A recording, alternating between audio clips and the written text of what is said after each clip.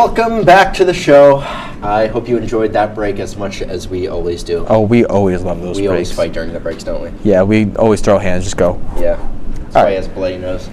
Okay. Let's get ready for our next segment now, shall we?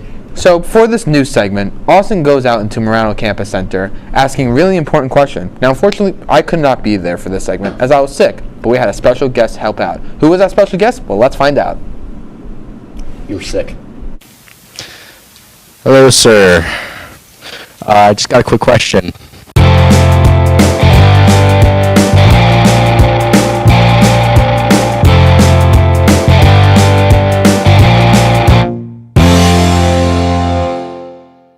All right, we got two questions here.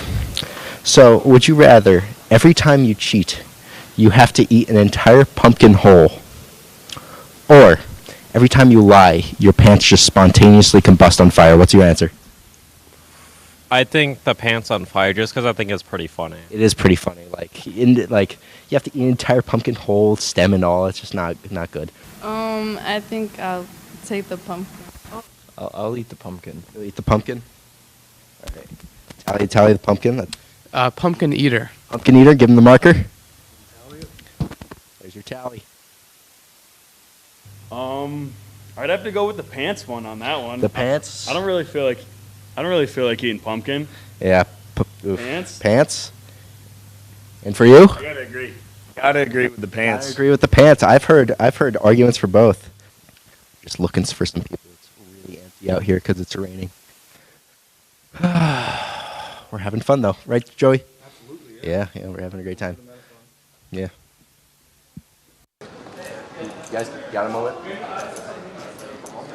You all right with being recorded? Yeah. All right. Would you rather every time you lie or anything, your pants just spontaneously combust on fire, or every time you cheat, you have to eat an entire pumpkin whole, stem and all? Stem and all. I'm not a big fan of my pants getting set on fire, where I feel like it would be a challenge, but I feel like I can eat a whole pumpkin whole. It would just take a while, so. Very time consuming though, right? Yeah, very time consuming, but less pain than the pants for sure, We got a question for you. All right, I don't know you personally, but Joey knows you, so we can just come up to you. Every time I lie, my pants got sweaty. All right. I feel like I get used to the pumpkin eventually. used to You the also pumpkin. lie a lot more than you cheat. All right, another vote for the pumpkin. All right. I've eaten pumpkin before, and it tastes of rotten onions. So pants? That being said, I don't cheat, so Okay. I won't be eating any pumpkins anytime. All right. I'm having Joey do two, because he thought it was fun and wanted to do it. Cameraman Joey is going to interview some people. Question. Would you rather every time that you cheat on anything, test, game, whatever, you have to eat a pumpkin whole, stem, the entire thing? Or every time you lie, your pants just spontaneously catch on fire? I'm saying lie. Okay. I would eat the pumpkin. Pumpkin? Really? This is a bit of a tough choice for me. Although I think I'm going to have to go with, what was the full option for pumpkin? Cheater pumpkin. Yeah, I'd rather eat a whole pumpkin than, suffer one of the worst injuries ever. Alright, so I gotta say, we make fun of Matt J. Bly a little too much here. Chris, we gotta stop. We do have to stop. We keep harassing him. So, anyways, now you might have heard Austin say something about a second question. Yep. What was that second question, Austin? The second question is whether I should shave or not. As you can see by the results and by my facial hair, people told me to keep it by a landslide. Mom, I'm sorry. Well, let's just see them talking about it. Let's roll the clip. Now, next question is my beard or wherever it is. Shave it or keep it? All right, now we know. I think you should personally, keep it. Keep it? I think. There we go. I think you should keep it for. All right, we'll keep it for now. Shave it? All right. My beard, or whatever my facial hair is right now, should I keep it or just shave it all off? I think you should keep it going. Keep it going? All right. I think you keep it. I'm a big facial hair guy. I think you keep it. Shave it, definitely. Shave All right. I want you to shave it. Okay. You look like, This is why I you was look like asking people I know. a badger, to be honest with you. Oh. End the recording. You know, I gotta say, Sebastian was right. With the facial hair, you do kind of look I like don't look like a badger, Chris. I'd say you look like a badger. I don't. All right. Anyone else think I look like a badger? I think so. Stop raising your hand. Okay. All right. Studio thinks that he's a badger, but that's okay. So when we come back, we will talk about today's question from Talk of the Town. It's not my fault. I actually just spoiled it. I was supposed to say, see what our answer is. Well, that's all right. We'll talk about it. Don't go anywhere.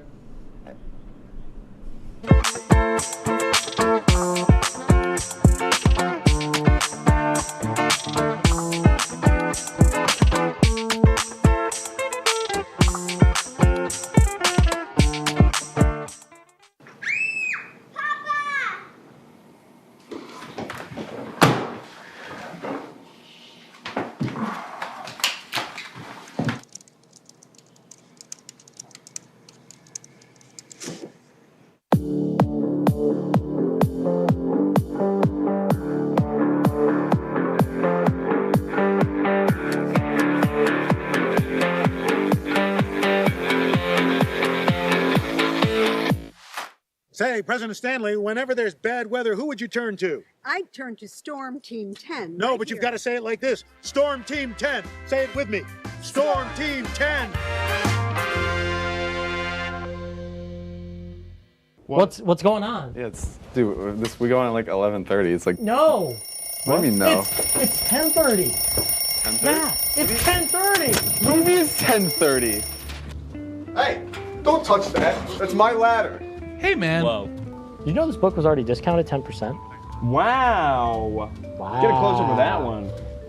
Matthew, Broadcast news. look at that. Can we go back inside? I want to sleep in the studio again.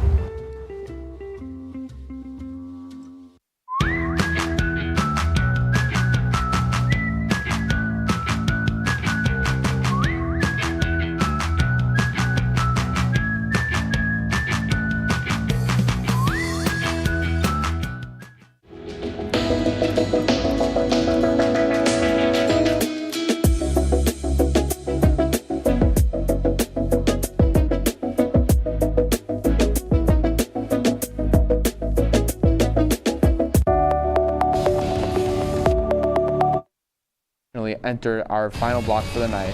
But that's okay, because we have one more segment for you guys. We got answers about a question from around campus today. What is our answers? Let's talk about it very quickly.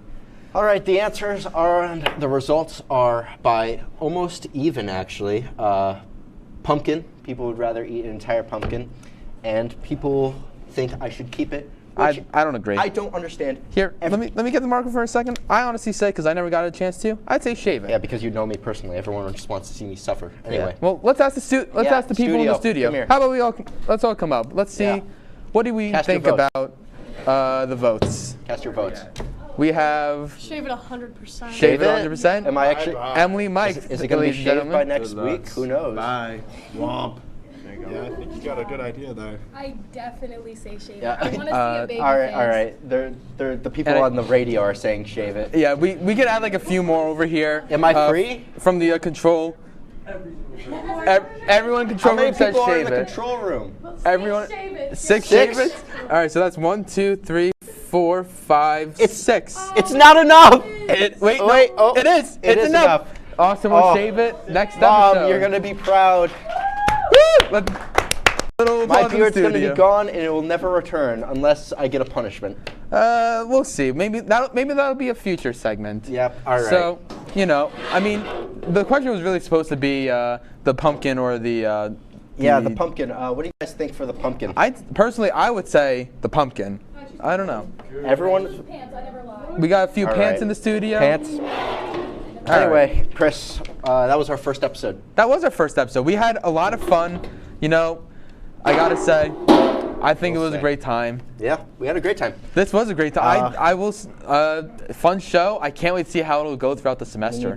We need to seriously stop harassing Matt. Yeah, well, that's one thing. We will absolutely stop harassing Matt. Matt, we're sorry. Matt, we apologize. We love you. We love the interview show. I never watched it. We've never watched it. No. Instagrams. That's okay. We'll watch it for next time. Our Instagram should be right here. Yep. Look Instagram. At it. Look at it. Go follow it. We'll be posting. Thank you guys so much, and we will see you in the next episode. Yes, we will. We have 30 seconds. You just did that for no reason. How do you feel? I feel good.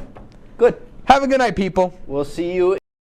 On WTOP-10 Nightly News, a once-in-a-lifetime solar eclipse is on the horizon. Find out what the city of Oswego and the campus are planning for the event.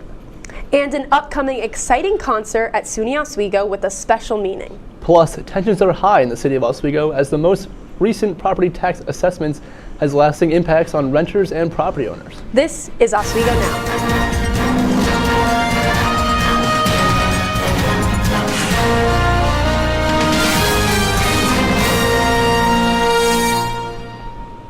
Good evening and thank you for joining us. I'm Casey DeSalle. And I'm Jolie Santiago. Confusion, frustration, and aggravation. That's how the city of Oswego property owners are feeling after the most recent property tax reassessment. The city is doing a reassessment for the first time in 27 years. That extraordinary gap means some property owners are paying more than their fair share. I went to City Hall to speak with some property owners waiting to talk to the city assessor about their assessments. Here's what they had to say. Saw that I was like number 17 on the list, and only 3 people have gone in the door and out the door. Residents wanting answers have been waiting hours to talk to one person, Kevin Hill, the city assessor. They want to review their 2024 property tax reassessment, and tensions are high. This is the first big increase in my taxes I've seen since I've been a homeowner. Property tax reassessments went up an average of 58% across the city, according to the city assessor.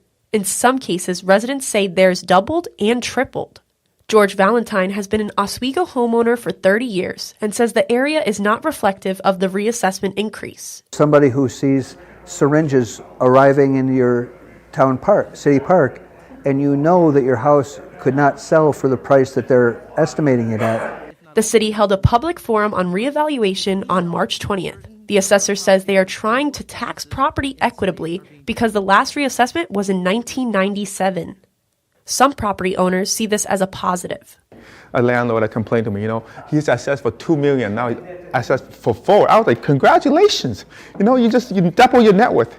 Residents are also voicing their concerns for people on fixed income, senior citizens, single moms, and college students. And all of a sudden my taxes got doubled for the same building.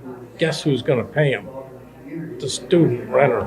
Oswego Now reached out to the city of Oswego, including the city assessor and mayor, and has not heard back. We will continue to follow this story for updates as residents can contest until grievance day. Jolie Santiago, Oswego Now. Residents who want to contest their assessment have to meet with the city assessor by the final deadline of May 1st. They can only challenge their assessed value on their property. More information on contesting your assessment is available on New York State's tax and finance website. The solar eclipse is just 1 week away. The city of Oswego is expected to welcome approximately 20,000 to 30,000 people to Oswego for the total solar eclipse. Oswego Mayor Rob Corradino says that the tourism on that day of the eclipse will help boost the local economy for the city of Oswego. Certainly will help over that weekend. On Saturday, we're promoting Small Business Saturday. And then on Sunday, the day before the eclipse, we're going to have a little block party right here on West 1st Street. So many of the restaurants and businesses that are usually closed on a Sunday will be open. So that should help businesses that day. Mayor Corradino says as long as the weather holds up, the eclipse will be a great opportunity for the city of Oswego. Speaking of the weather, it has been really nice and warm for the last few days. It sure has. I've been just wearing my blazer. So let's take a first look at the forecast with Storm Team 10 meteorologist Brendan Rice. Well, not to disappoint any of you, but it seems like Mother Nature is going to be taking an April Fool's joke on us. Currently, Oswego and a few other counties around the area are under a winter storm watch. That's going to be starting this Wednesday, as we could be seeing some of that returning cold temperatures and snow on the horizon. They'll be happening again midweek. Plus, we'll be having your solar eclipse forecast this Monday and some possibly good news related to that. That and your 7-day coming up after the break. Thank you, Brendan. The Oswego Reading Initiative has made their selection for this summer's book.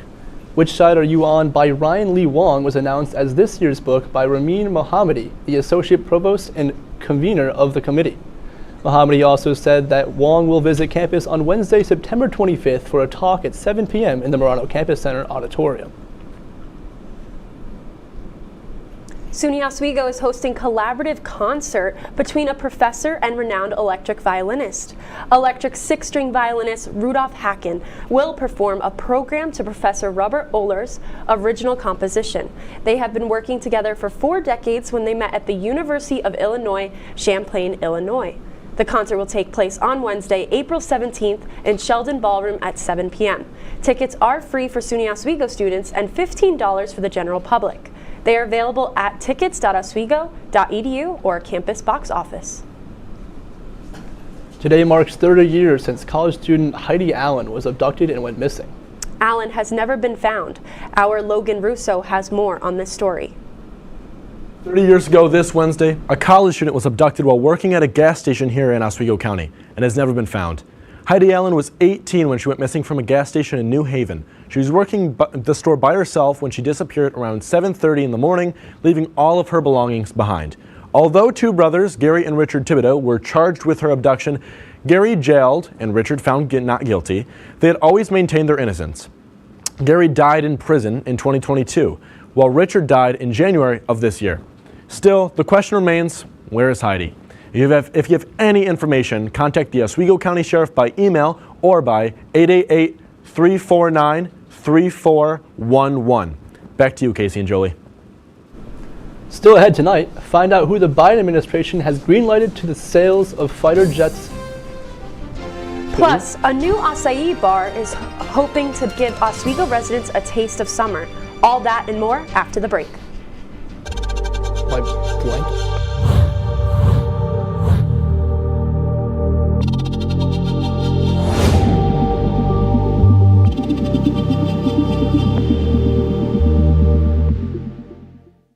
Say, President Stanley, whenever there's bad weather, who would you turn to? I'd turn to Storm Team 10. No, right but you've here. got to say it like this. Storm Team 10. Say it with me. Storm Team 10.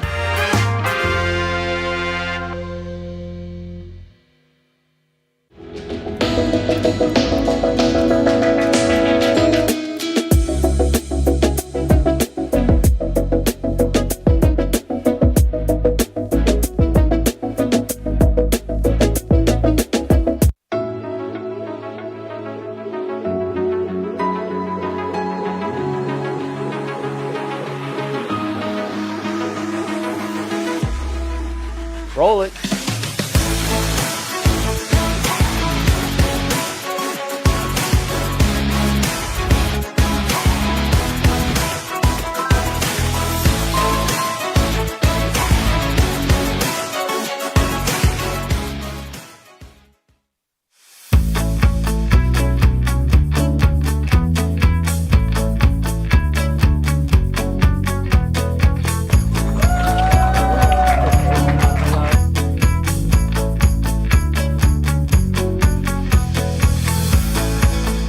Jill told me it was Kitty from Glee. Yeah, what is it? Al Roker.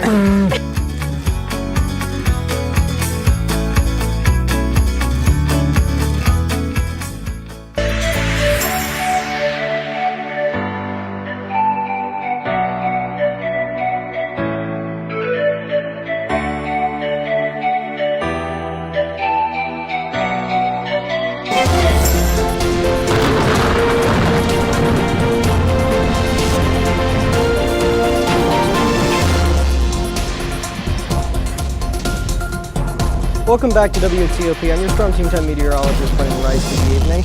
Currently, conditions out here in Oswego, they're pretty good, about 43 degrees, some mostly clear skies out there, a few clouds, and pretty breezy wind conditions of just 7 miles per hour. So, as we're currently, as previously mentioned, most of the Adirondacks region east of Lake Ontario, including here in Oswego, is underneath a winter weather watch, a winter storm watch in particular. The areas affected, we likely will not be seeing a lot of accumulated snow, if not any, here by the shore. But if you're a bit further out or in higher elevations, there's a concerning risk for some difficult travel conditions ahead, especially with some areas in the Tug Hill Plateau seeing as much as possibly 7 inches of snow ahead. Now, as we're looking more towards this week, Tuesday, we're going to be seeing some showers moving in towards the later half of that day. Expect around 2 p.m. or so, might see some scattered showers. But as we head into Wednesday, and more specifically Wednesday to Thursday night, that's when the real risk is here. We're going to be seeing a good chance for some ice and snow in the areas, and travel will be difficult in some areas and impossible in others. So please be careful if you're driving out on the roads on those nights.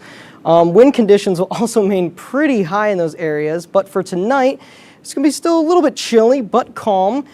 Just some short winds, about 5 to 10 miles per hour, and about 38 degrees. Some cloudier conditions moving in. As we head into tomorrow, we could be seeing some temperatures rise to the 47, but like mentioned previously, some rainier conditions heading out into the evening, with that wind picking up as we head later into the day. Now, as we head towards later this week, towards especially Wednesday and Thursday, you could be seeing those windier gusts possibly getting up into the mid-30s or even higher. So I'm saying if you have your trash cans out there, might be seeing it in your neighbor's yard later this week. And of course, the forecast for the eclipse just 1 week away next Monday here in Oswego and during the path of totality. Current forecast conditions are looking good at just about 51 degrees and warm and clear skies. Hopefully we'll have more forecasts on that moving forward, but as it currently stands, it seems like things will be nice. Heading into your 7-day, we start off this week as it gets a bit cooler, starting off with those 40s and dropping down to about 39 on Wednesday. Those temperatures staying above freezing, but if it does dip below, that's where we could be seeing some concerning hazards with ice and snow. As we head later into the week, we'll be seeing those temperatures bump right back up, and to the start of next week, we're sunny skies and into the low 50s. That's all for me. Back to the desk. As winter lingers, the city of Oswego is waiting for an extended stretch of warmer weather. Megan Gagno has the story.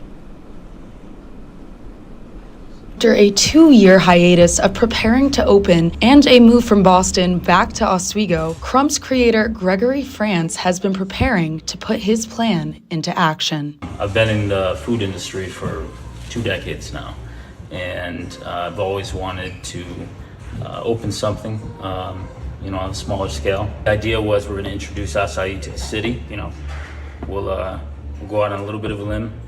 I wanted to see if it worked. France decided to use Oswego's demographic of college students to his favor and introduce acai to the city, or in some cases, show students that they won't have to go far for a feeling of home. Student Taylor Farrell says that she's excited to finally have this option and says that with the great weather also approaching, it just makes this addition that much better. I'm just really happy because back at home, there's a lot of acai bowl places that I go to all the time, and I haven't been able to find one up here. This is going to be such a great addition, especially with springtime and summer rolling around. Crum will be open Monday through Saturdays, but closed on Sundays. It's located on 43rd Westford Street. Megan Gagno, Oswego Now. That was Megan Gagno reporting.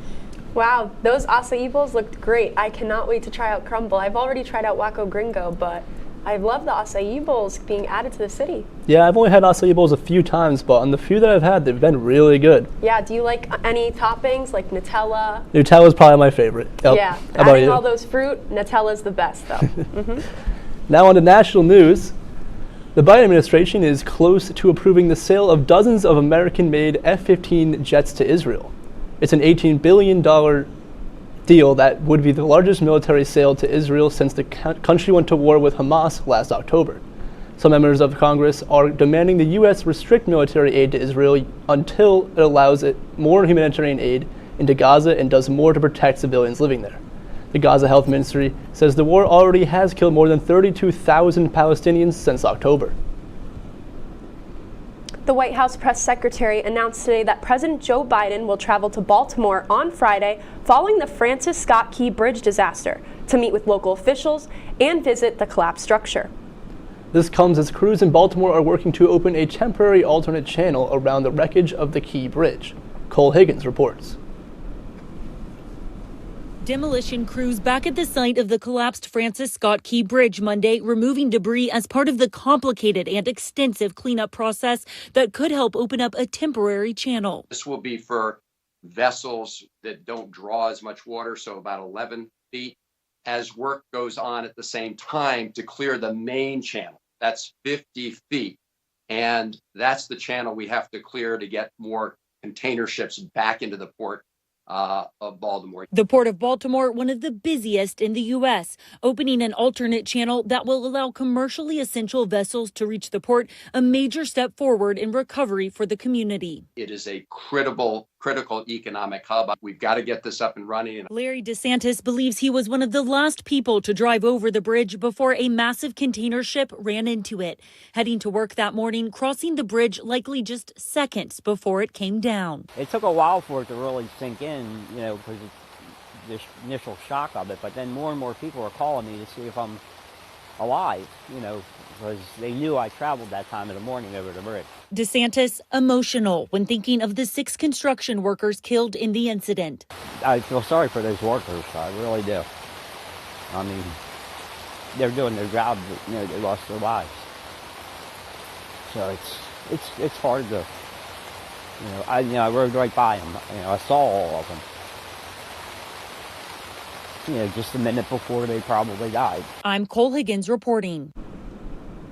The bodies of 4 victims have yet to be recovered. Authorities believe they are trapped in the tangle of steel and concrete underwater that crews are working to remove right now.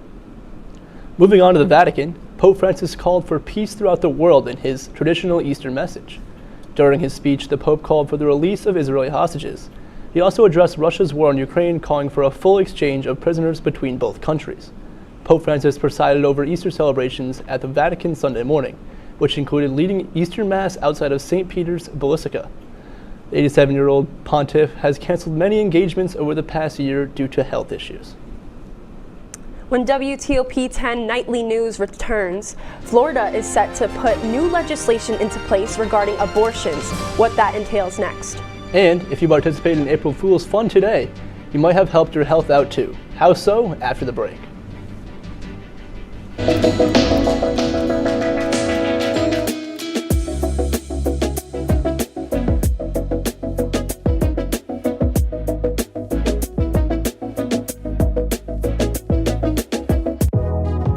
Welcome back to Major Discussion.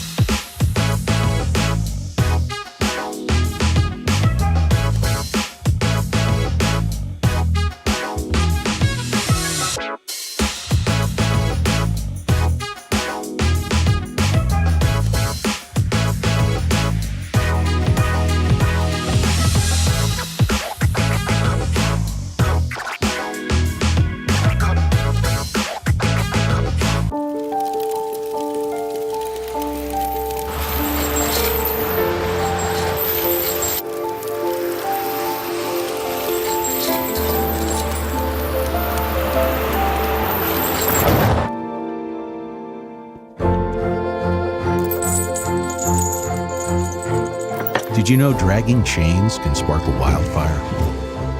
Only you can prevent wildfires. When I was in foster care, I never knew when I would have to move, so I always had my suitcase ready to go. Then one day, I was adopted. My new parents opened their hearts and home to me. My parents cook my favorite breakfast for me every morning. My parents take me on trips I never thought I would go on. They gave me a home and an even better reason to use that suitcase. My parents aren't perfect, but they're perfect for me. Hey there, I'm Al Roker, class of 76. Yes, way back in 76. Back when the earth was cooling. You're watching WTOP. In consumer news, For the first time, women in the U.S. can buy birth control pills without a prescription. CVS has confirmed O-Pill is now available on its website and will be coming to retail locations later this month. The contraceptive started shipping at the beginning of March and is working its way through the supply chain. It costs $20 per month with discounts available for buying multiple months' doses at once. O-Pill is the first oral contraceptive approved by the Food and Drug Administration for over-the-counter use. If you unknowingly poured salt instead of sugar into your coffee this morning, found veggies in an otherwise empty donut box, or had the unfortunate experience of finding a whoopee cushion beneath your seat, you're not alone. Today is a prankster's favorite pseudo holiday. The prankster, he got me. Or the unsuspecting target, April 1st may actually give your health a boost, and that's no joke. April Fool's is a great day to give yourself permission to let loose, to laugh, to be silly. Psychologist Susan Alberts with Cleveland Clinic says this day is devoted to fun, and a prank or joke may be just what you need to relieve some stress and connect with others. We love a good laugh. It helps us to bond with the people in our lives, but it also has benefits to our body. When we laugh, it releases oxytocin, which is the bonding chemical. That's why we feel close to other people when we all join in a good laugh. But to make this day a potential health success, Albert says to know pranks may be coming and remind yourself it's all in good fun. It can make you a little bit nervous, but being prepared and being aware helps you to laugh a little bit harder. If you're the prankster, Albert says to read the room and make sure your joke is appropriate. Are people laughing? Are they doing a belly laugh? Or are they shutting down? This gives us a good clue if this is funny or to be very cautious. For Health Minute, I'm Mandy Gaither. That was really interesting. Now, in case you're wondering about where April Fool's Day comes from, the History Channel says that some historians believe it dates back to the 1500s. France's calendar switched so that the new year no longer began with the spring equinox, which is around April 1st. Those who didn't know about the date switch to January 1st became the target of pranks, and according to the History Channel, called April Fools. OpenAI has unveiled a new artificial intelligence that can mimic human voices, called Voice Engine. The tech only needs a 15-second voice sample to replicate it nearly flawlessly. It can even use the voice to speak other languages. OpenAI says it can be used for translations or to help people who have lost the ability to speak. Right now, only a few of the company's partners are using it. Coming up in sports is Ryan Joyce. Ryan, can you give us a quick preview? Oswego sports NCAA tournament action in baseball is finally underway. You won't want to miss it coming up in sports after the break.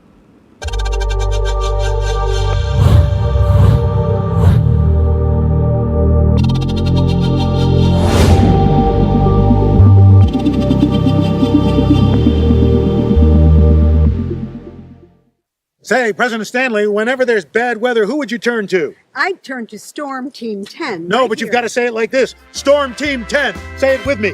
Storm Team 10.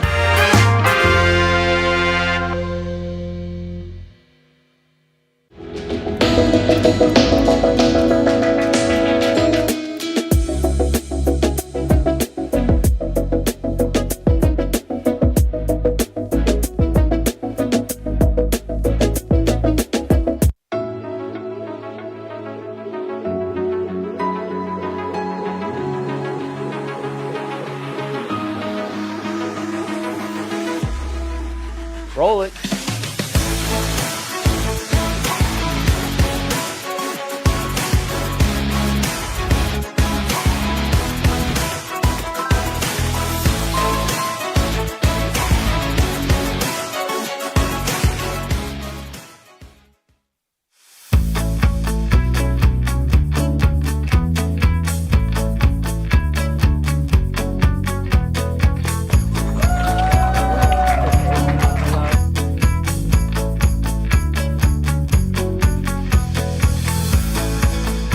Jill told me it was Kitty from Glee. Yeah, what is it? Al Roker.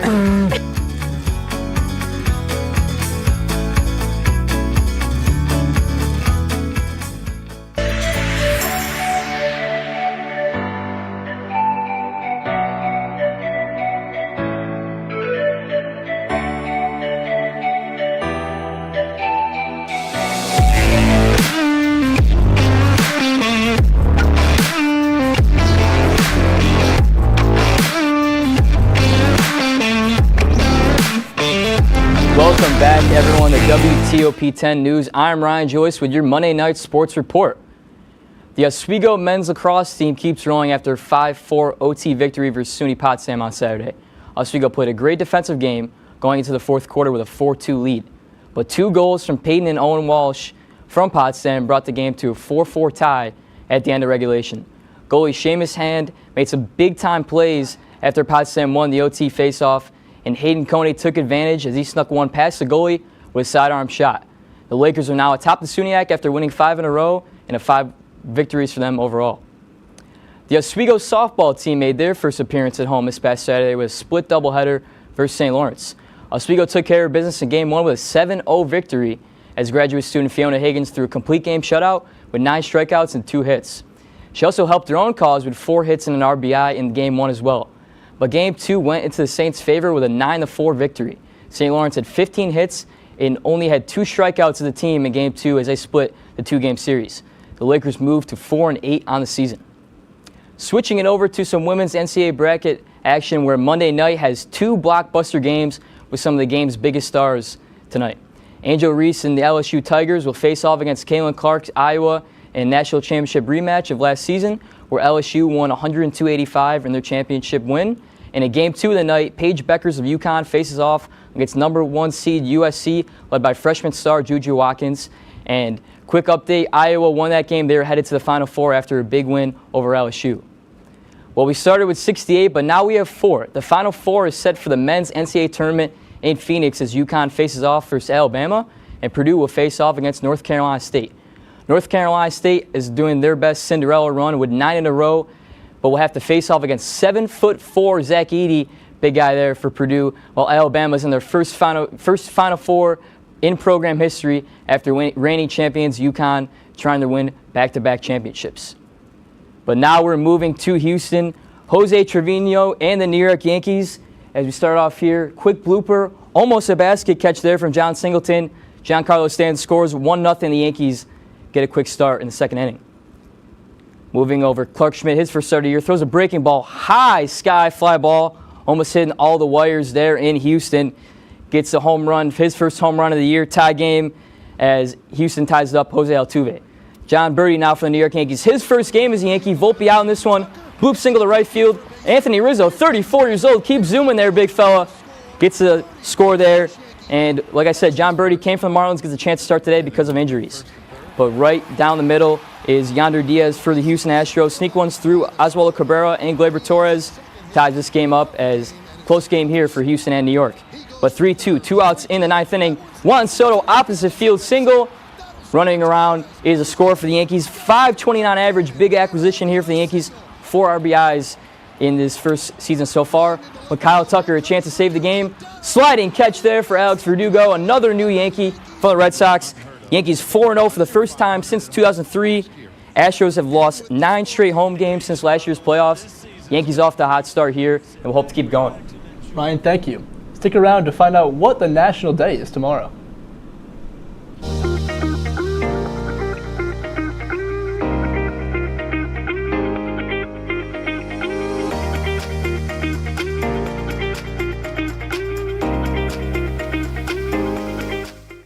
What's going on? Yeah, we go on at like 11:30. It's like no. What do you mean no? It's 10:30. 10:30? Yeah, it's 10:30. What do you mean it's 10:30? Hey, don't touch that. That's my ladder. Hey, man. Whoa. Did you know this book was already discounted 10%? Wow. Get a close up with that one. Broadcast news. Look at that. Can we go back inside? I want to sleep in the studio again.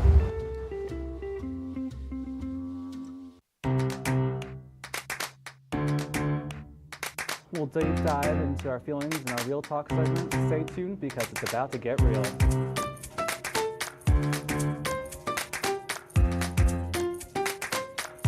When I was in foster care, I never knew when I would have to move.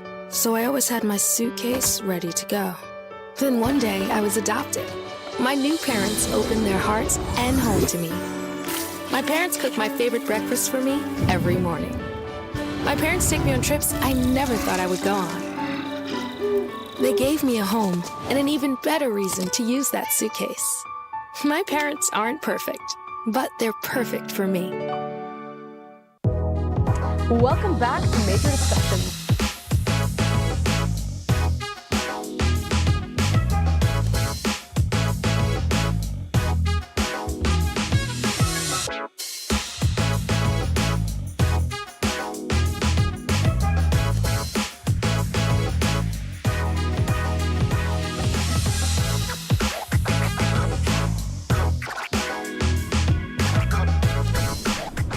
Make sure to have your Skippy peanut butter and Smucker's jelly ready because tomorrow is National PB&J Day.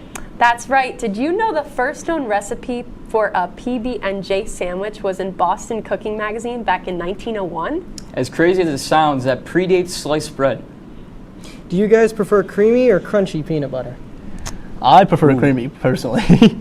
I think I'm a creamy peanut butter guy. Yeah. You, Jolie? Yeah, I like the creamy peanut butter for sure. Yeah, it was good. That's our report for tonight. Tonight, we're getting artsy as we sit down with 2 BFA students. Plus, what's the buzz? We're giving you our best coffee reviews. And we're talking all things Wanzone and the all-new Osbread right now. From the Al Roker studio in the Murano Campus Center, it's The Break with Scott Brubaker And Kaley Richmond. It all starts in 3, 2, 1.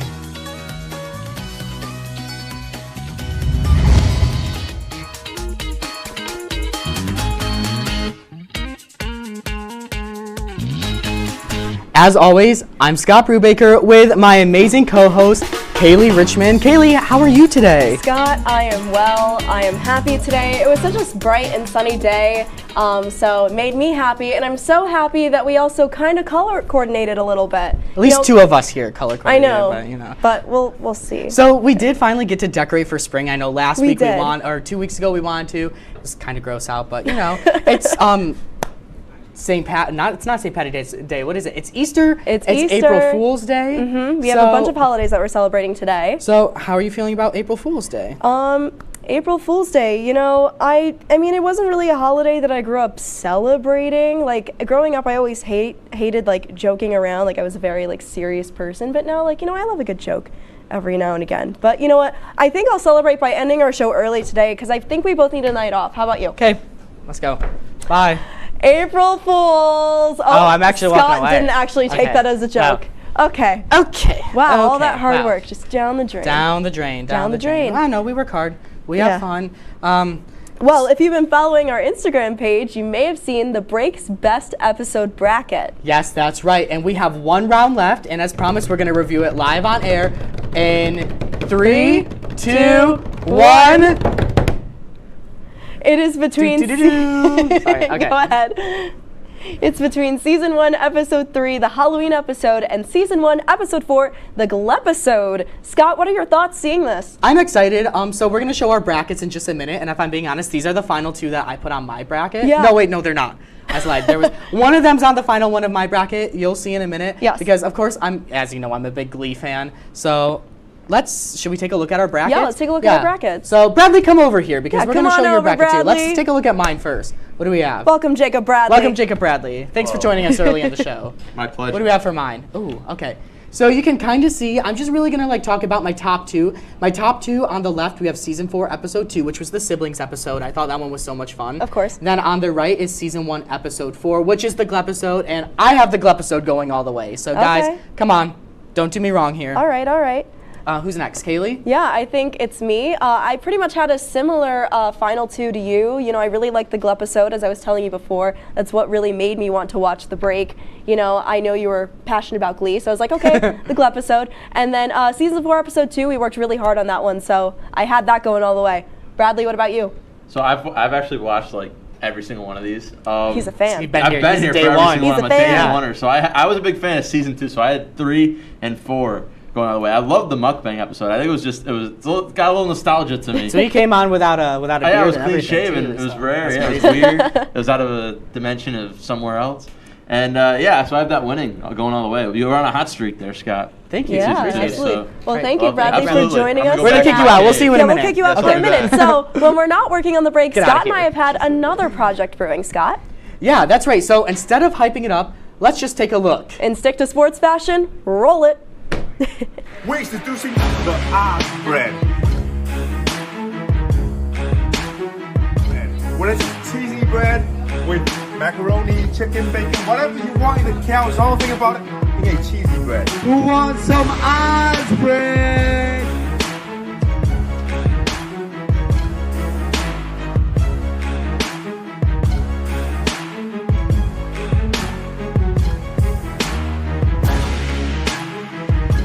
Only in one zone. This might be viral. We might have to open like franchise, but it's just the bread.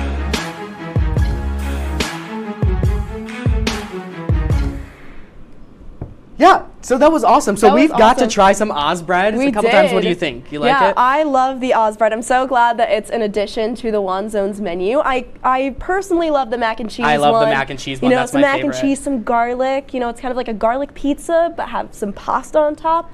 It's a great addition. Now, I really like as well the buffalo chicken one. I know we got Ooh. that the other day. A couple of us went to like show Jason the finished commercial. We Yes. brought Kenny Gerard with us, Jenny and Gerard. then we he brought us like Natalie. over like a little sampler of It like the was so buffalo, good. the mac and cheese, and like a regular pizza If you one. get the chance, go get it. Yes, Now, go real get it. quick before we move on, we do have one last topic today. So should we say it together? Yes.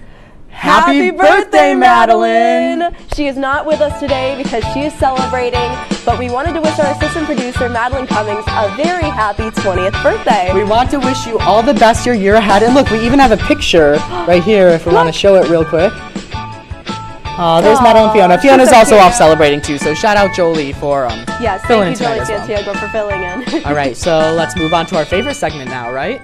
How real are we? All right, let's see who's first today. Let's see who's first. Oh, it's me. So I've been pretty slacking on my B-Reels lately. So this one was kind of a little while ago. This was us in the hallway. It was me and Scott and our floor manager, Alex Brooks. Brooks was just kind of staring at us in the hallway. So I thought I'd just take a picture. But, you know, we're all just standing there looking cute. So We had fun. yeah, we had fun. All right, what's next? What's the next one, Scott? This was my favorite one. There's me and our director, Mike Griswold. And then in the opposite side, you can see our assistant producer's birthday, Madeline Cummings is there. That was us just chilling in the office. I don't remember what. Oh, we were out filming for our Eclipse class. And That's right. I got that. So yeah. Very cool. Okay, what's next? All right, slacking. Haha, that's me. If anybody was here before the show started, I had my pink hot rollers in, curling my hair, try to get some wave, and then I was editing the vlog that we have later in the show. Stay tuned for that. So yeah, I was kind of just being busy trying to get a lot of things done at once. So that's me slacking, I guess. And then I say this is slacking, even though it's not really slacking. This is my friend Sarah, who I went to Australia with. She was up visiting. She was up for the weekend because she did go to school here. She's since graduated. If you watch The Breakdown Under, all 3 episodes are available on YouTube. Ooh. You'll recognize her face because That's you've right. seen her every once in a while. Aw. Now, real quick, because I gave a shout out to The Breakdown Under, I just have to give real quick shout out. I told my dad I'd do this. Of course. This Friday is the mustache party at my family restaurant. So if you're going to be around Watkins Glen on Friday, put on a mustache, show up. Yeah. Okay. Get a discount on stuff there as well. Awesome. Well, thank you so much for that, Of Scott. course, yeah. I know someone who has a really good mustache. Oh, yeah. Yeah. Well, Scott, I can't believe I get to be the one to introduce our favorite segment. Kaylee, I'm so jealous. It's the mustache man himself. Bradley, take it away. Time for some celebration in the bubbles because we have a good episode of the Bradley's Breakdown. Also, just the kindness and generosity from the two of you guys in these intros every single week is amazing. wonder So who writes today, them. what we're going to do here, I'm going to set these bubbles down before I spill any more or cause any more damage. But we met the crew last week, so I figured this week would be a good opportunity to meet them even more. What I did is before the show, I went around and I got fun facts from each crew member. And today, we're going to see how well these guys know the crew because I'm going to give you just the generic fun fact, and then you guys have to guess which crew member is the fun fact belongs to. So let's get right started here. First fun fact of the day. This person met a professional baseball player named G-Man Choi just last weekend. Oh, I know this one. I know This is this one. Jolie Santiago. Jolie Santiago. It is not Jolie Santiago. Wow. It is our teleprompter, Soyeon. She went to a Syracuse Mets game and met Yeah. former Major League Baseball player G-Man Choi. So shouts out. I thought we had a video of her. There's It's a little dark, but she's in there. So. She's there. Let's see her. Promise? All right, we got like 2.5 minutes. All right, so. next one. This person went to the same elementary school as Jennifer Lopez. Wow, he did say these were going to be tough. Who's from the Bronx? Is that? I don't know. I want to say because I feel like I know, like. First instinct. I was going to say Colin. No, because Colin. It might be Colin. Can I just say Colin? Okay, Kaylee, do you agree? I'm gonna say Jolie. It is Jolie. Yeah. Oh, Jolie. okay. Jolie And at the same high school or elementary school is Jennifer Lopez. We're gonna move quickly. No, we're trying here. to get a camera back. We don't have a technical maybe kind of see difficulties, Jolie so. in there. Maybe. Next up, we have this person went to the 2011 American Idol tour. It's giving Natalie. It is giving Natalie. It is giving Natalie. It's Natalie. It is Natalie. Yeah. Yeah. Next person, they lived with a foreign exchange student from Denmark for 4 months. Is this Evan Sholmes? It is not. I lived with a foreign exchange student from Sweden for a couple months. The answer's not you, Scott. Oh, okay. Unfortunately, believe it or not. I Any get- guesses? No. Scott, anything? I'm trying to think of who we've seen so far. I'm gonna go with Sam K. It is Grizz. Oh. Wow. Yeah, Okay. Grizz. Wow, we need to Had a foreign need to get exchange to know student her for a more. while. Next up, favorite food, falafel. Who's this belong to? I think it's Evan or Colin. Evan, can we go Evan? Let's go unanimous Evan. It is Brian Burrows. Oh. Wow. It is Brian Burrows over Brian here. Burrows. Favorite food is falafel. Brian Burrows, Our honorary biggest crew fan. member, our Let's biggest do- fan. Let's do one more. Okay, Okay. one more. This person gave themselves their own name. So they name themselves. I feel like we've been saying Evan and Colin a lot, so it has to be one of them. Yeah, I think it does have to be one of Who them. do we think? I'm gonna say Colin. Let's say Evan. Oh, okay. We'll see. Well, we'll each. So who is it?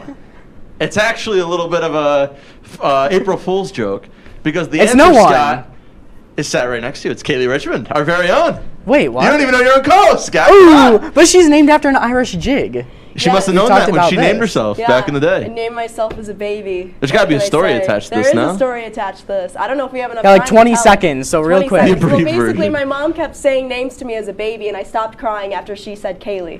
So I guess Oh. coincidentally, I named myself So what'd you leave the hospital as? Kaley Ann Richmond, the name that Oh. I still have today. Wow. Bradley. Okay, well, Wow. that's all I have. So, There's a Bradley, couple what name more did we'll you talk leave the about 'em hospital with? in the break, and I won't spoil any more, but there's a couple more, but we Okay. won't get to them. Okay. Okay, tell us. You wanna know now? No, we'll put it online. How about Let's that? do it online. Yeah, let's Okay, put we'll do it online. Let's All right. So, coming up, we are sitting down with Alex Jenks and Tessa McCain to talk about the BFA art exhibition. We'll be right back after this. Would you like to try snacks from faraway lands? Or snacks with bizarre flavors? How about snacks in new ways? Or snacks you've never tried before? You don't have to go far to find these snacks. Snacks! They can all be found here Ready, Kaylee? at Snacks on West First Street.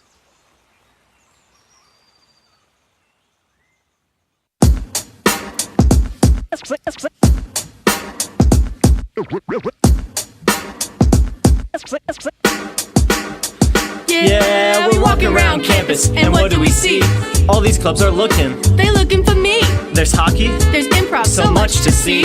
So let's go try them out and see how they be. Come on and please watch. Our embarrassments free. Tune in to Amateurs on WTOP. Happy Friday, Lakers, and another beautiful day here in Oswego, New York. I'm DJ Don Perone, and I'm happy that you're starting your weekend off right listening to WNYO 88.9 FM, the Laker Radio Network. I said, darling, can you see? There's no room for us. There's no room. Now our lives are tainted.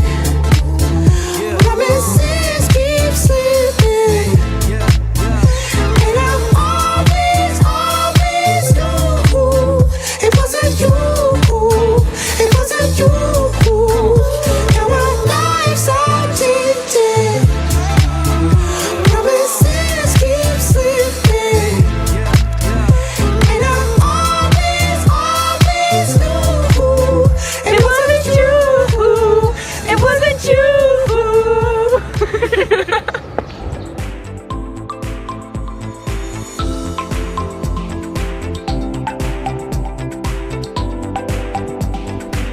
right, welcome back to the break.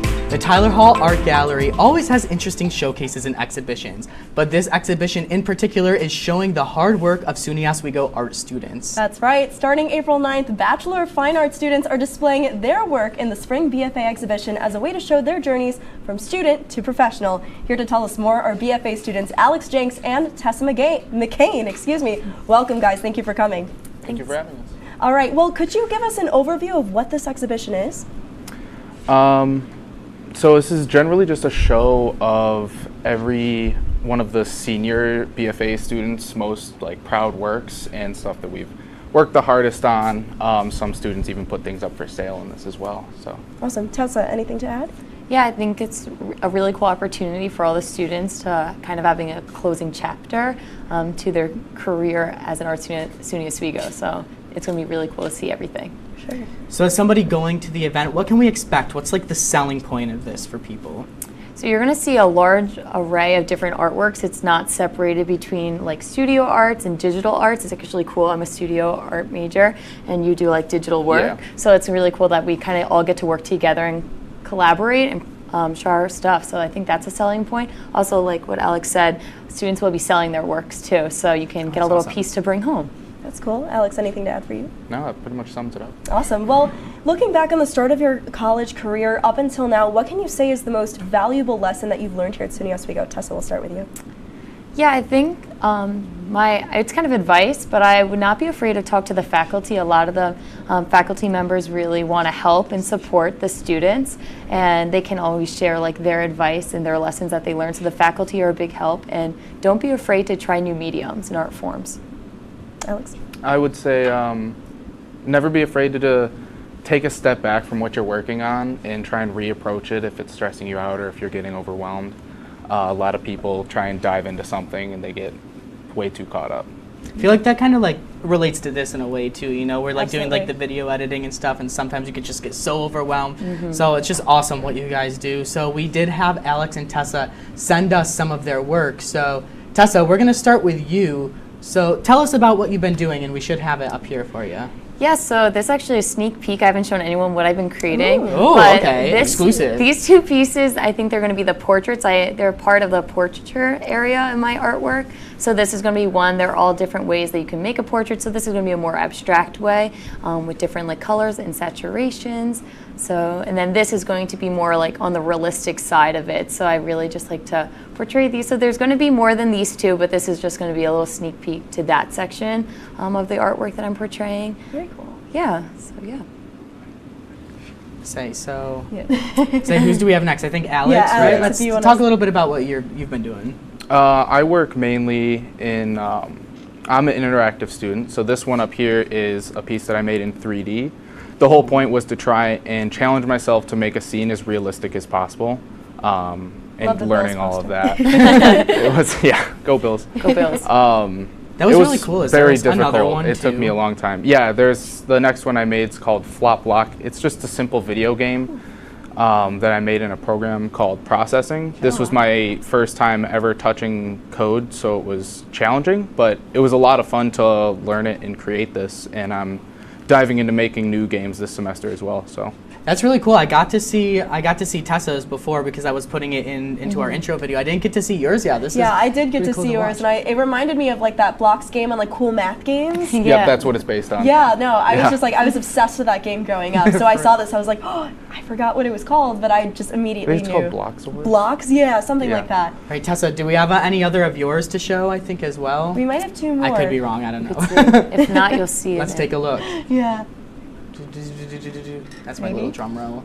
Yeah, there we go. It is. Yeah, this is the one I saw for the intro video. Yeah, so this is also another section. I did a whole bunch of mini series. So they're supposed to be snapshots between me and my friends. They're all going to get excited. I haven't shown them any of this. Aww. But wait, so who is it? This is going to be Hannah in the front and Caroline in the back. And I did a whole bunch of Instagram inspired series. So they're 4x4s. And then this is a wooden piece. So kind of I'm a painter, but I did use some sculptural classes to make my artwork. And so yeah, this is my Russian nesting doll kit. My professor gave us a plank of wood and said create something. So I did a mother and child inspired piece.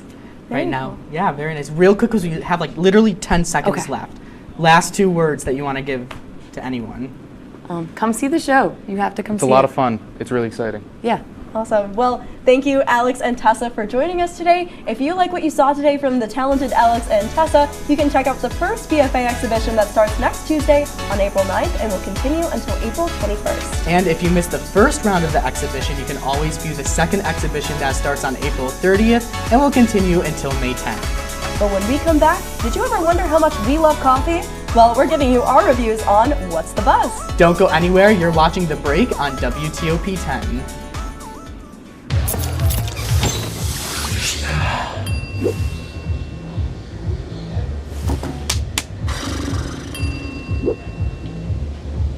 If you need to do something to feel okay to drive, you're not okay to drive. Don't drive buzzed.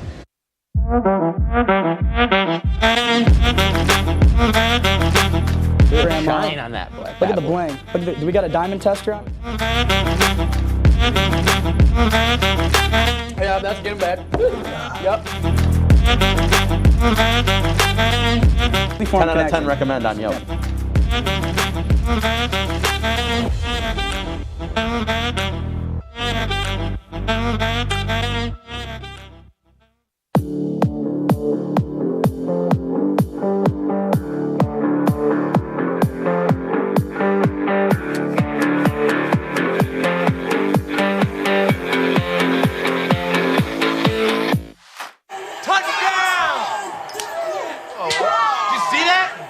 We scored? Yeah, we scored. We're going to the playoffs. I can't believe I missed that.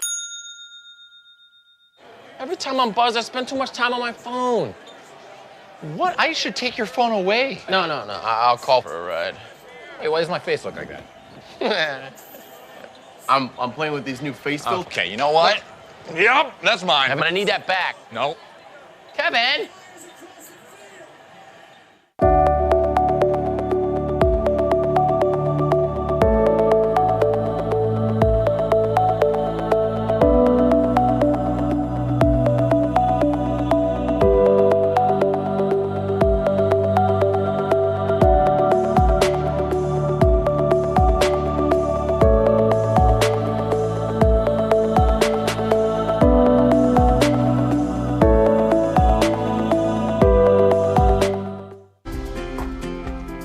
Welcome back. If you were ever wondering, the rumors are true. News people run on coffee. You are so right about that, Kaylee. So we decided we wanted to give you our opinions of the coffee from around the area.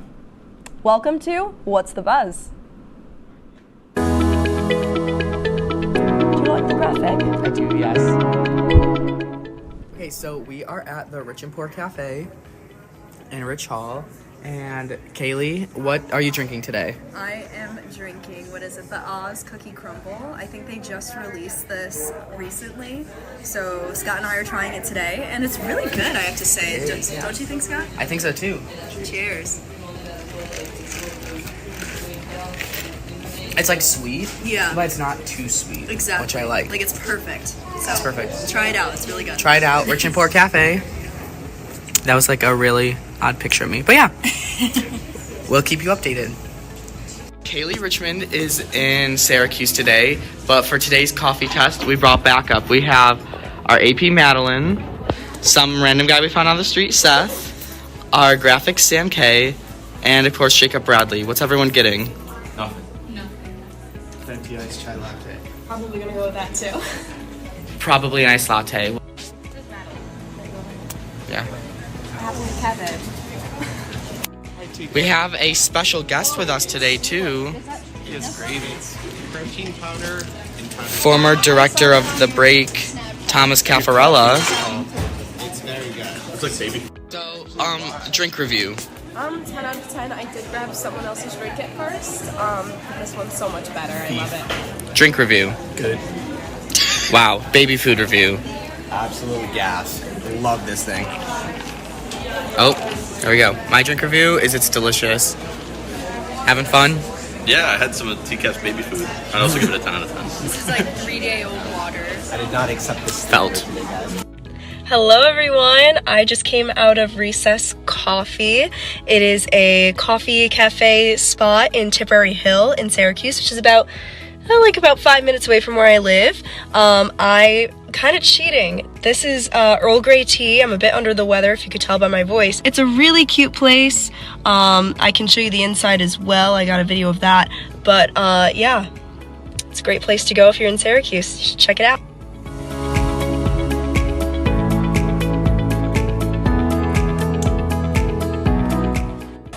Hey guys, we are here at Riverwalk Coffee, and we also got Riverwalk Bagels.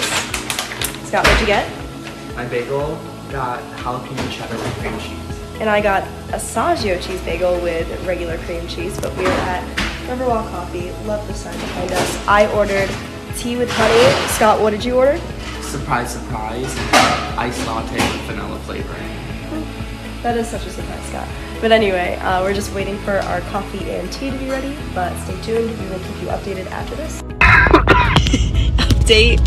We have our tea and coffee, and we are now headed to, where are we headed to? Coffee Connections. Coffee Connections. So we're getting our second cup. This first one was delicious.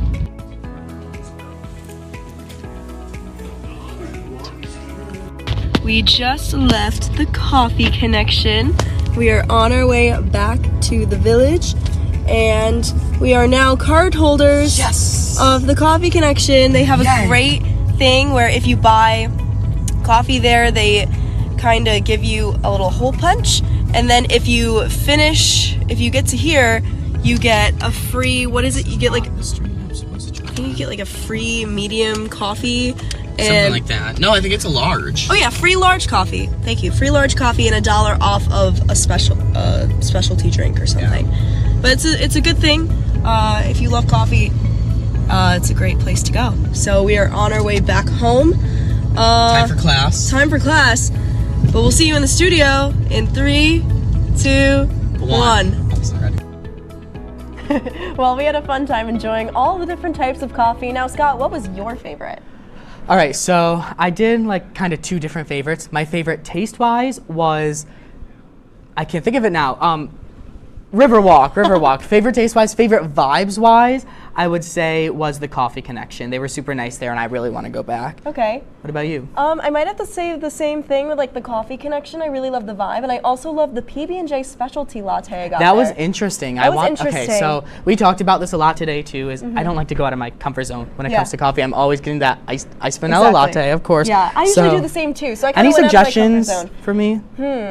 I guess like, well, what do you like? Do you like more chocolatey or do you like coffee? Like what? But I like the sweetness. Like the one at Riverwalk kind of tasted like a marshmallow. Okay, next time you go get coffee, I want you to try oat milk. Oat milk has the yes. Natalie's saying yes in our ear too. Yes. So yes, it has the right kind of sweetness, especially if you add it to something bitter, it'll make it more sweet. Good to know. I wish I could give you a suggestion, but I just get the same thing every time. That's okay. So. I'm like the coffee connoisseur when it comes to one of my classes. So listen to her. So listen to me. All right. I'll put you on. Perfect. That was so much fun. Let's do it again. We got to use our punch cards. All right. The break with Scott and Kaley will be right back after this.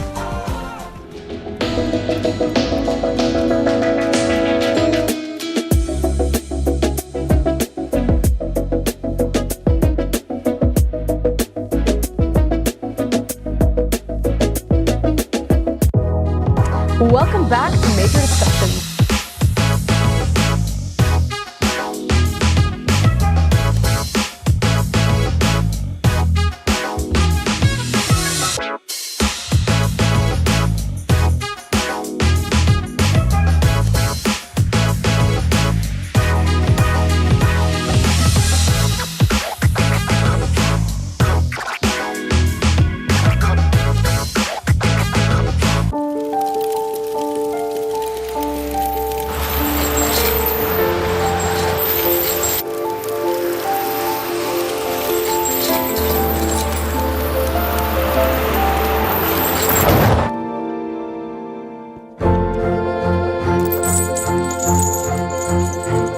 Did you know dragging chains can spark a wildfire? Only you can prevent wildfires. When I was in foster care, I never knew when I would have to move. So I always had my suitcase ready to go. Then one day I was adopted. My new parents opened their hearts and home to me. My parents cook my favorite breakfast for me every morning. My parents take me on trips I never thought I would go on. They gave me a home and an even better reason to use that suitcase. My parents aren't perfect, but they're perfect for me. Hey there, I'm Al Roker, class of 76. Yes, way back in 76. Back when the earth was cooling. You're watching WTOP.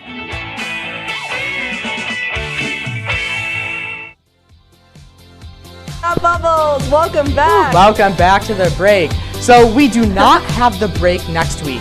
However, you can still see us because if you can't make it out to see the eclipse yourself, you can tune into Oswego Now's Total Solar Eclipse Special, hosted by yours truly, and our very own Jacob Bradley will be there too as well. Yes, coverage starts Monday at 2:30 p.m. It's going to be so much fun. Make sure you tune in. So that's it for this episode. Thank you so much for taking a break with us. Thank you for watching and have a great night.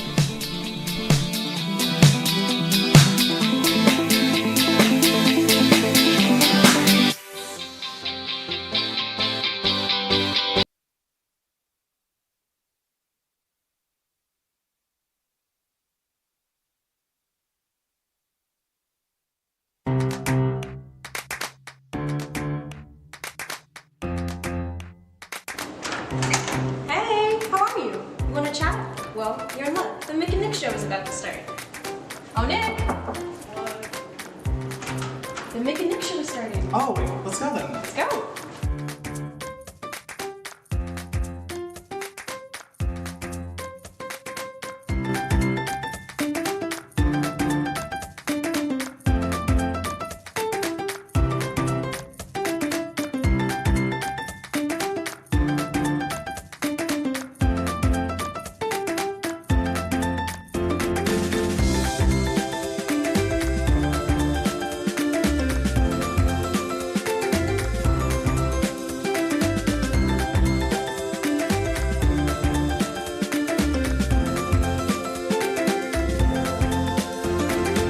Welcome to the Mick and Nick Show. It's great to have you join us. Nick, what are we going to talk about today? Today we're going to be talking about our spring break trips, then we talk about how we deal with burnout, and we end with a fun little game of guess what song.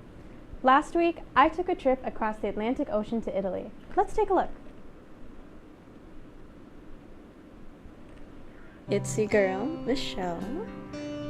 Recently I went to Italy. I wanted to take you guys along with me. Come on.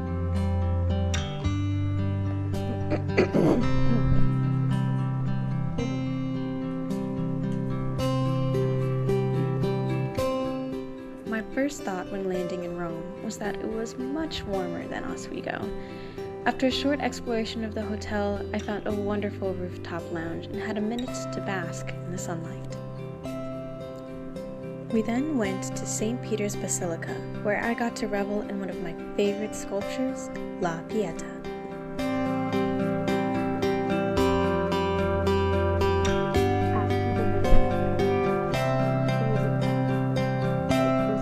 The next day, we toured the Vatican Museum.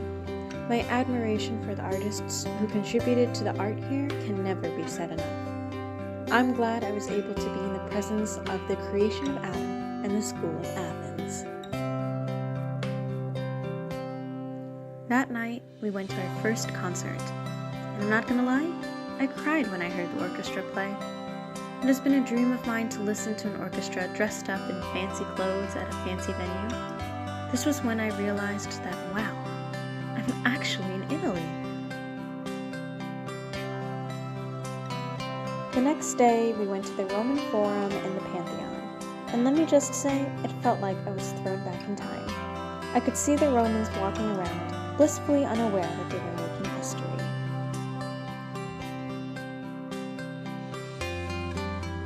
On our last day in Rome, we went to the Galleria Borghese and the Colosseum. At the Colosseum, I could just hear the Roman crowds go wild.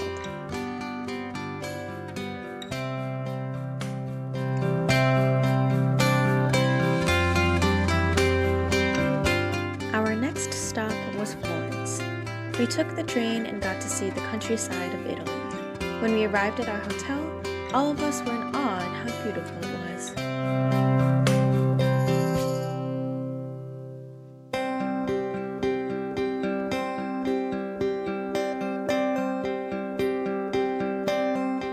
On our walk to the art gallery, we got to admire the Renaissance architecture. I thought it was interesting to see the less ornate details of the buildings.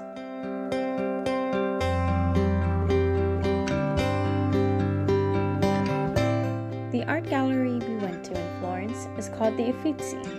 This gallery was massive, and I wish I had time to look at everything. One of my favorite paintings is The Birth of Venus.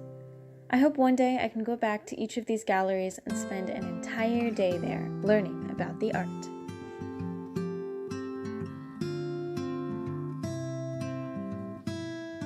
After the Uffizi, we had some time to sightsee on our own. I was able to shop around and admire the sunset. On our walk back to the hotel, we ran into a street performer. He reminded me of the performers in New York City.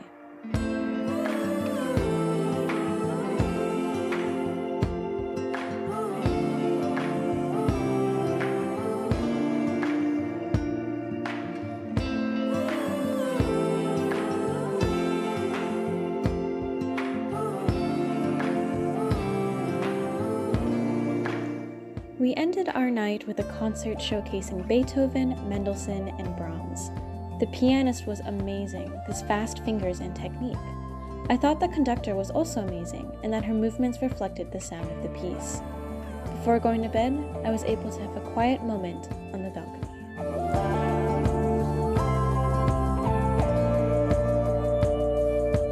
Our last stop on our trip was the state water, Venice. A beautiful city with many bridges and no ramps.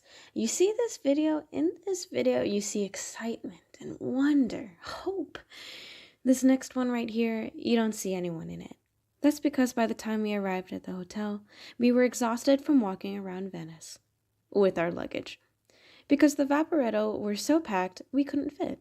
So we walked and crossed 11 staircase bridges with our luggage. It was a pretty walk, though. That night, we had our last concert. It was my favorite out of the three. They were playing Mozart, and I was captivated the whole time. I found it interesting that there were natural trumpets and valveless horns. I also found it thoroughly impressive that they went through an entire concert without a conductor. Instead, they followed the concertmaster. The next day, we visited our last gallery. Gallery della Accademia. I thought that the paintings were so lifelike I could jump into the canvas. This painting here tells an entire story from one end to the other, titled Scourge of the Serpents.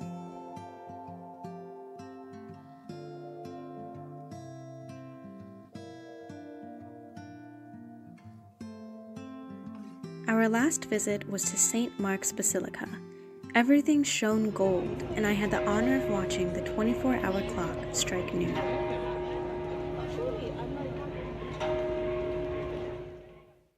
Overall, this trip was eye-opening and life-changing.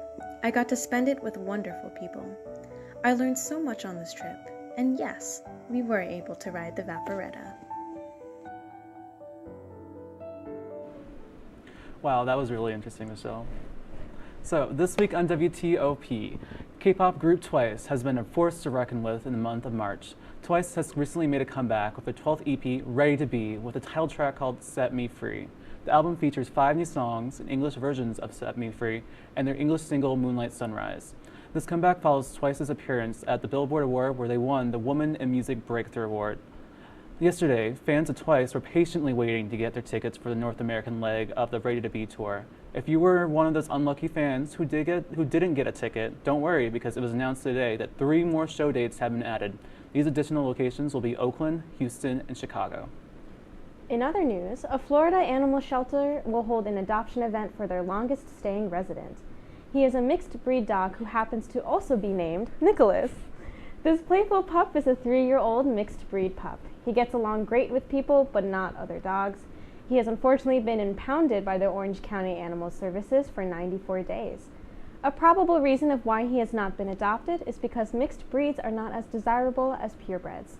To encourage people to adopt Nick, Orange County Animal Shelter is holding a Pick Nick event, in where the energetic canine will be uncaged and free to roam the yard.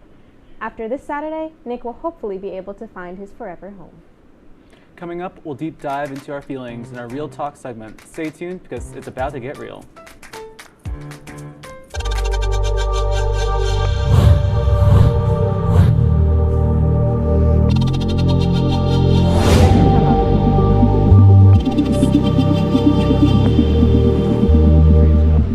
Awesome.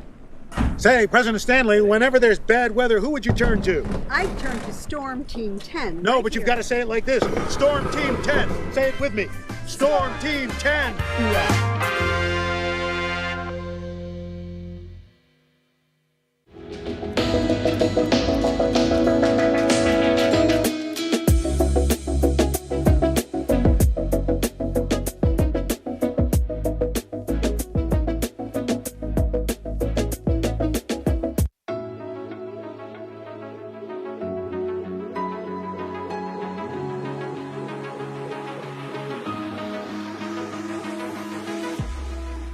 Roll it.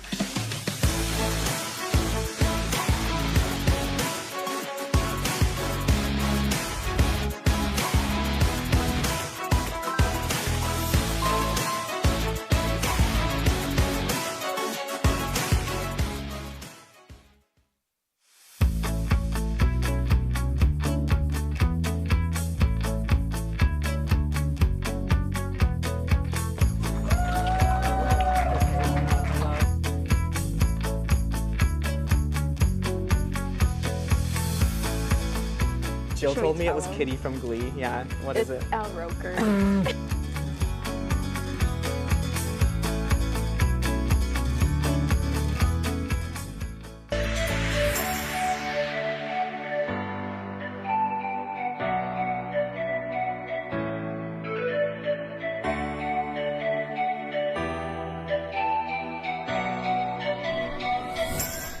Today, we are joined today by Molly DeMarco and Megan Donnelly. Why don't you guys tell us a little bit about yourself, such as your majors and interests? Okay. Hi, my name is Molly DeMarco. I am a music major and a history minor. I am president of Vocal Effect. It's a student-run show choir on campus. Yeah. Hi, I'm Megan Donnelly. I'm a psychology and music double major with a minor in expressive arts therapy. I'm president of Ubitus Psi and the Harry Potter Club on campus, and I'm also treasurer of State Singers. It's great to have you guys on here with us. Let's get right on to the disclaimers. Heavy topics such as trauma and deep emotions will be discussed in this segment of the show. Some topics may be easily triggering and may be hard to listen to. The answers to the question of the day pertain to our experiences only. Please listen to our experiences with an open mind and leave your judgments behind. This is a safe space. We find it very important to delve into these topics because we want to spread awareness about the importance of healing and mental health. We are not licensed therapists, nor studying to be ones. Therefore, if you feel called to ask for professional help, please visit the Mary Walker Health Center on campus to speak with a counselor. You are never alone. So the question of today is, how do you deal with burnout? And to answer that question, we're going to be painting on mini canvases with acrylic paints and some water and paint brushes. So join along if you want. How do you guys deal with burnout? I deal with burnout by recognizing my emotions. Like every day I have this app where I, think about how I'm feeling, and if I'm not feeling that great, I let myself feel it. I have a cry, I have the emotional experience, and validating myself allows me to, feel it and move on and get to what I have to do. Validation is a huge part. I kind of struggle with it, just recognizing certain emotions, but going through it and letting myself feel those emotions, I feel like our generation has been accidentally taught that to hide our emotions, to push them down, to keep working through it. So it was kind of a battle to unlearn that. And for burnout, I still go through it. I was telling you guys earlier, I am going through it right now. Ever since last month, it's just, I felt like I've been going. Then we went to Italy. Then we came back to school. And I'm like, okay.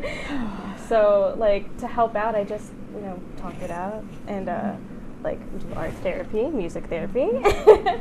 And and just feel it out, kind of ride the wave, you know? Yeah. Megan and I, we were talking about this earlier. One thing that we do is reward ourselves. I reward myself by buying myself a plant because I love plants, but it's also because if my day is going I'm giving a plant life and I'm giving a plant meaning if I feel that I'm not giving anyone meaning at the moment.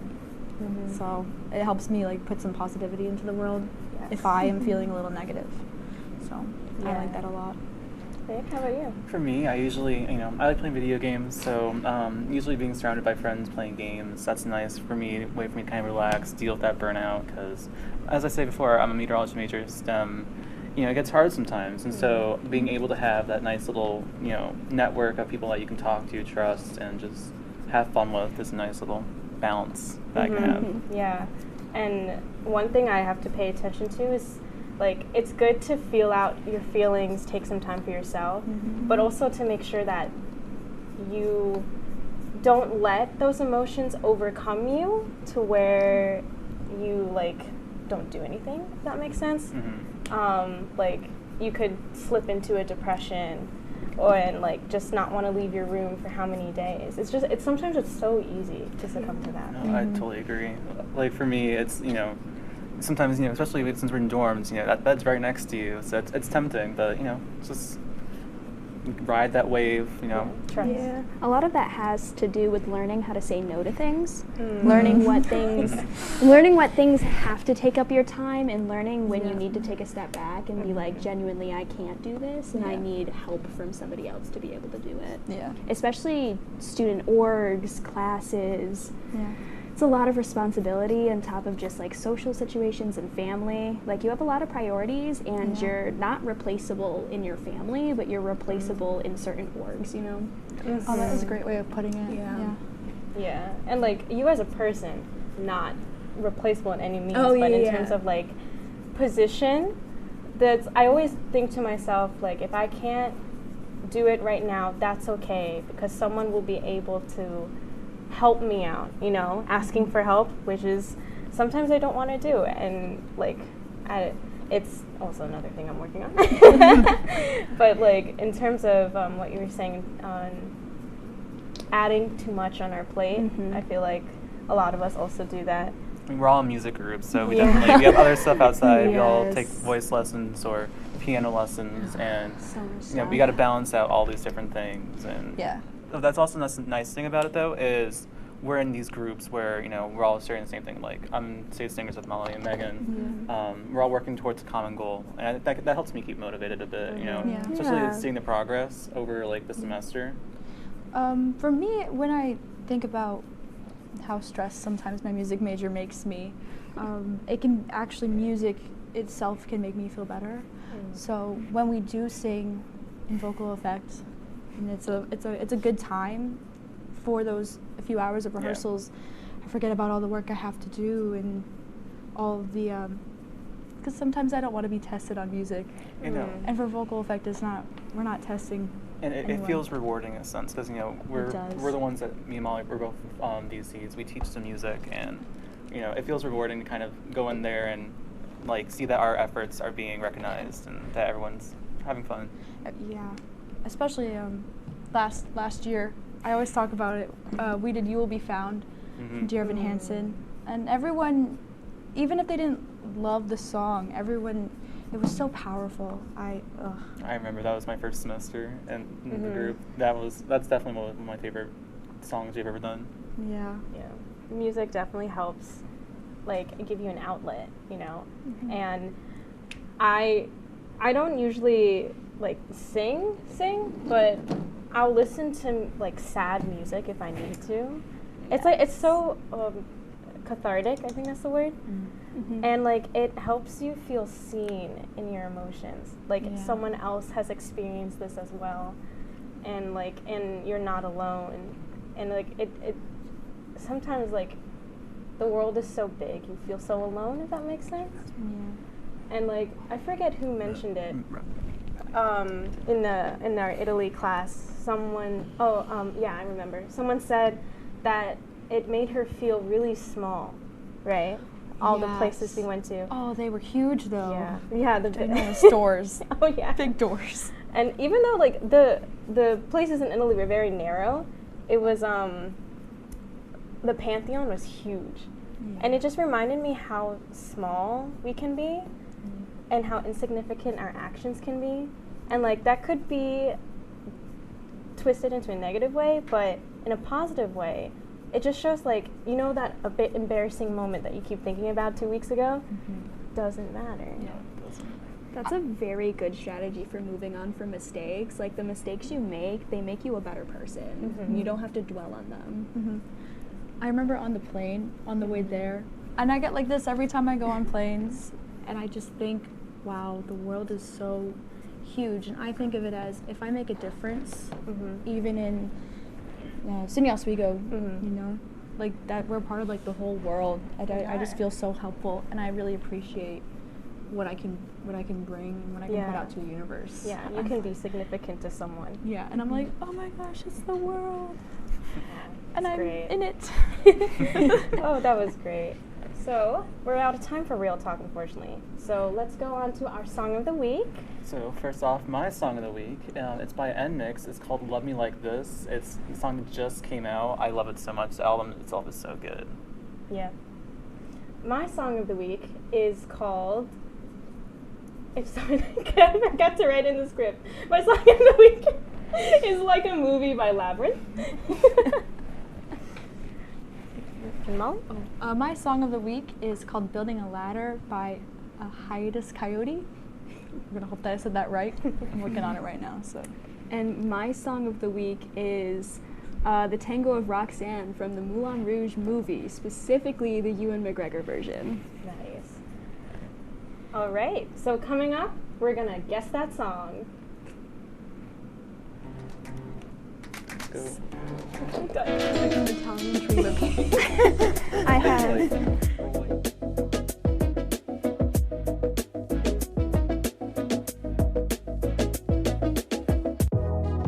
Welcome back to Major Discussion.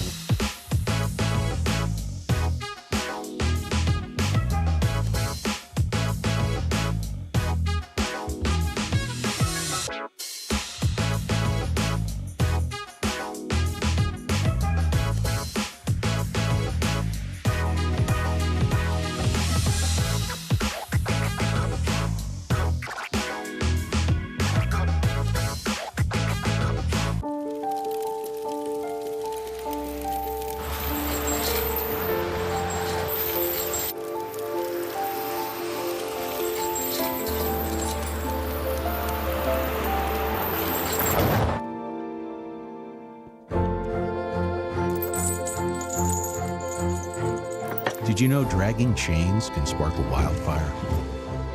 Only you can prevent wildfires. When I was in foster care, I never knew when I would have to move. So I always had my suitcase ready to go. Then one day I was adopted. My new parents opened their hearts and home to me. My parents cook my favorite breakfast for me every morning. My parents take me on trips I never thought I would go on. They gave me a home and an even better reason to use that suitcase. My parents aren't perfect, but they're perfect for me. Hey there, I'm Al Roker, class of 76. Yes, way back in 76. Back when the earth was cooling. You're watching WTOP.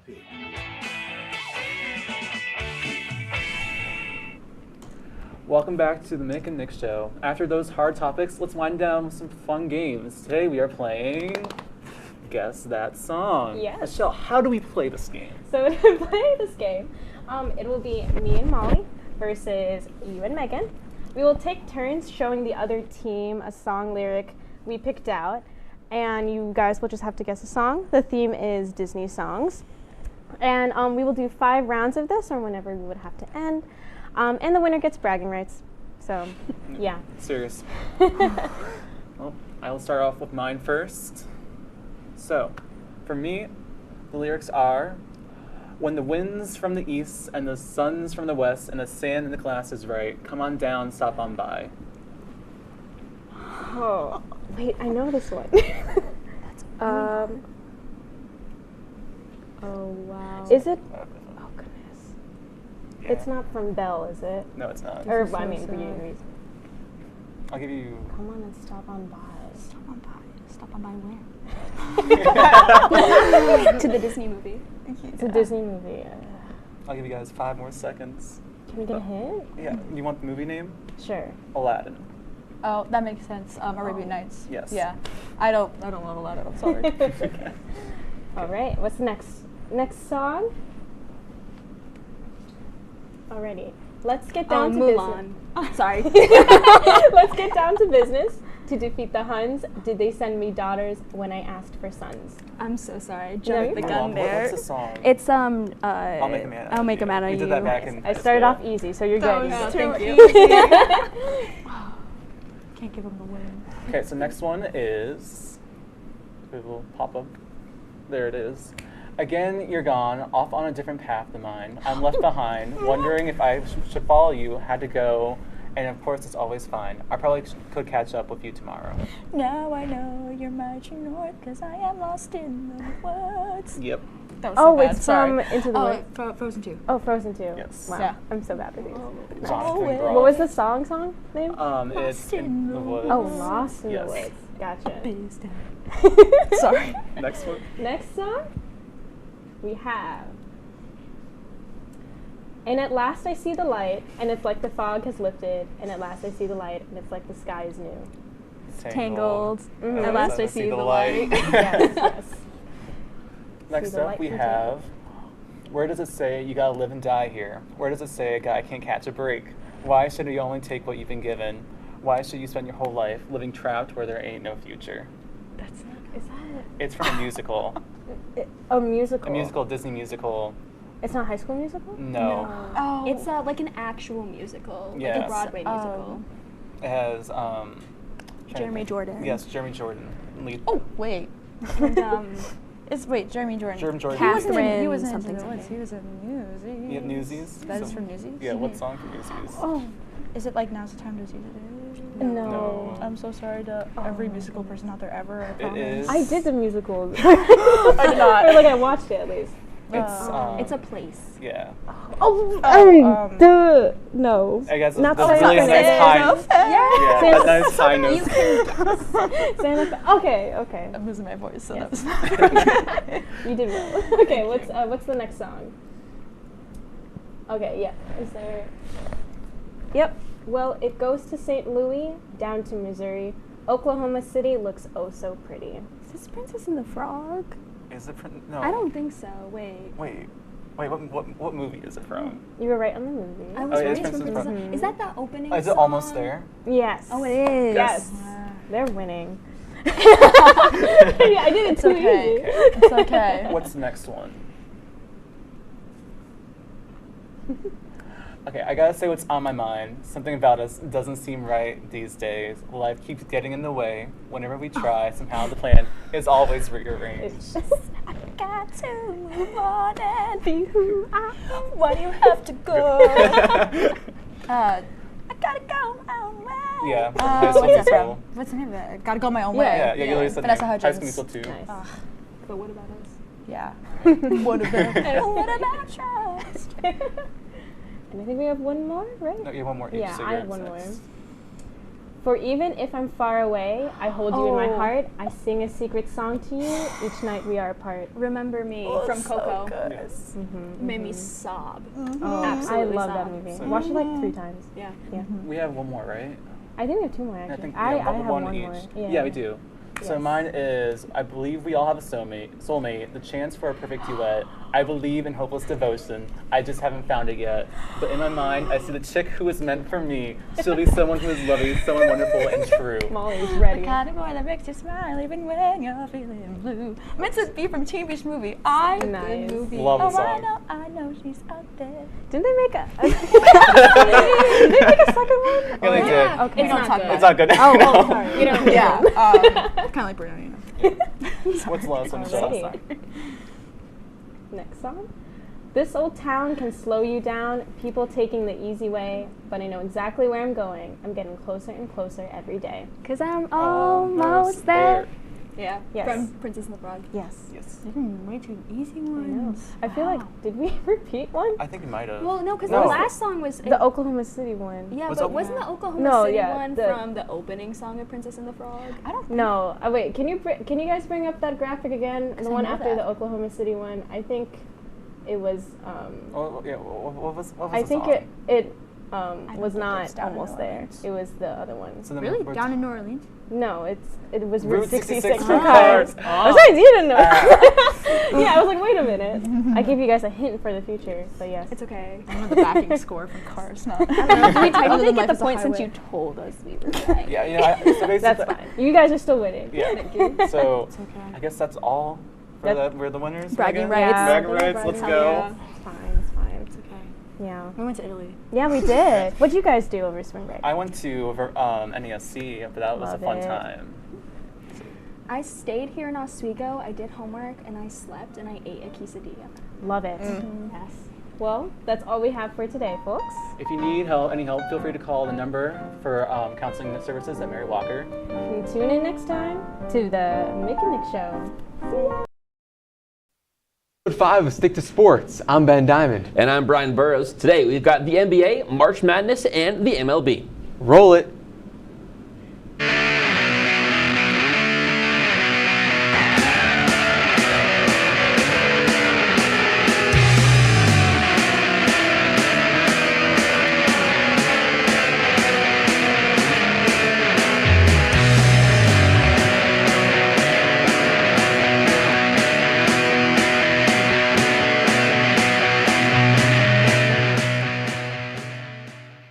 New York Knicks guard Jalen Brunson dropped 61 points against the San Antonio Spurs in a losing effort, which saw the Knicks drop the game in overtime 130 to 126.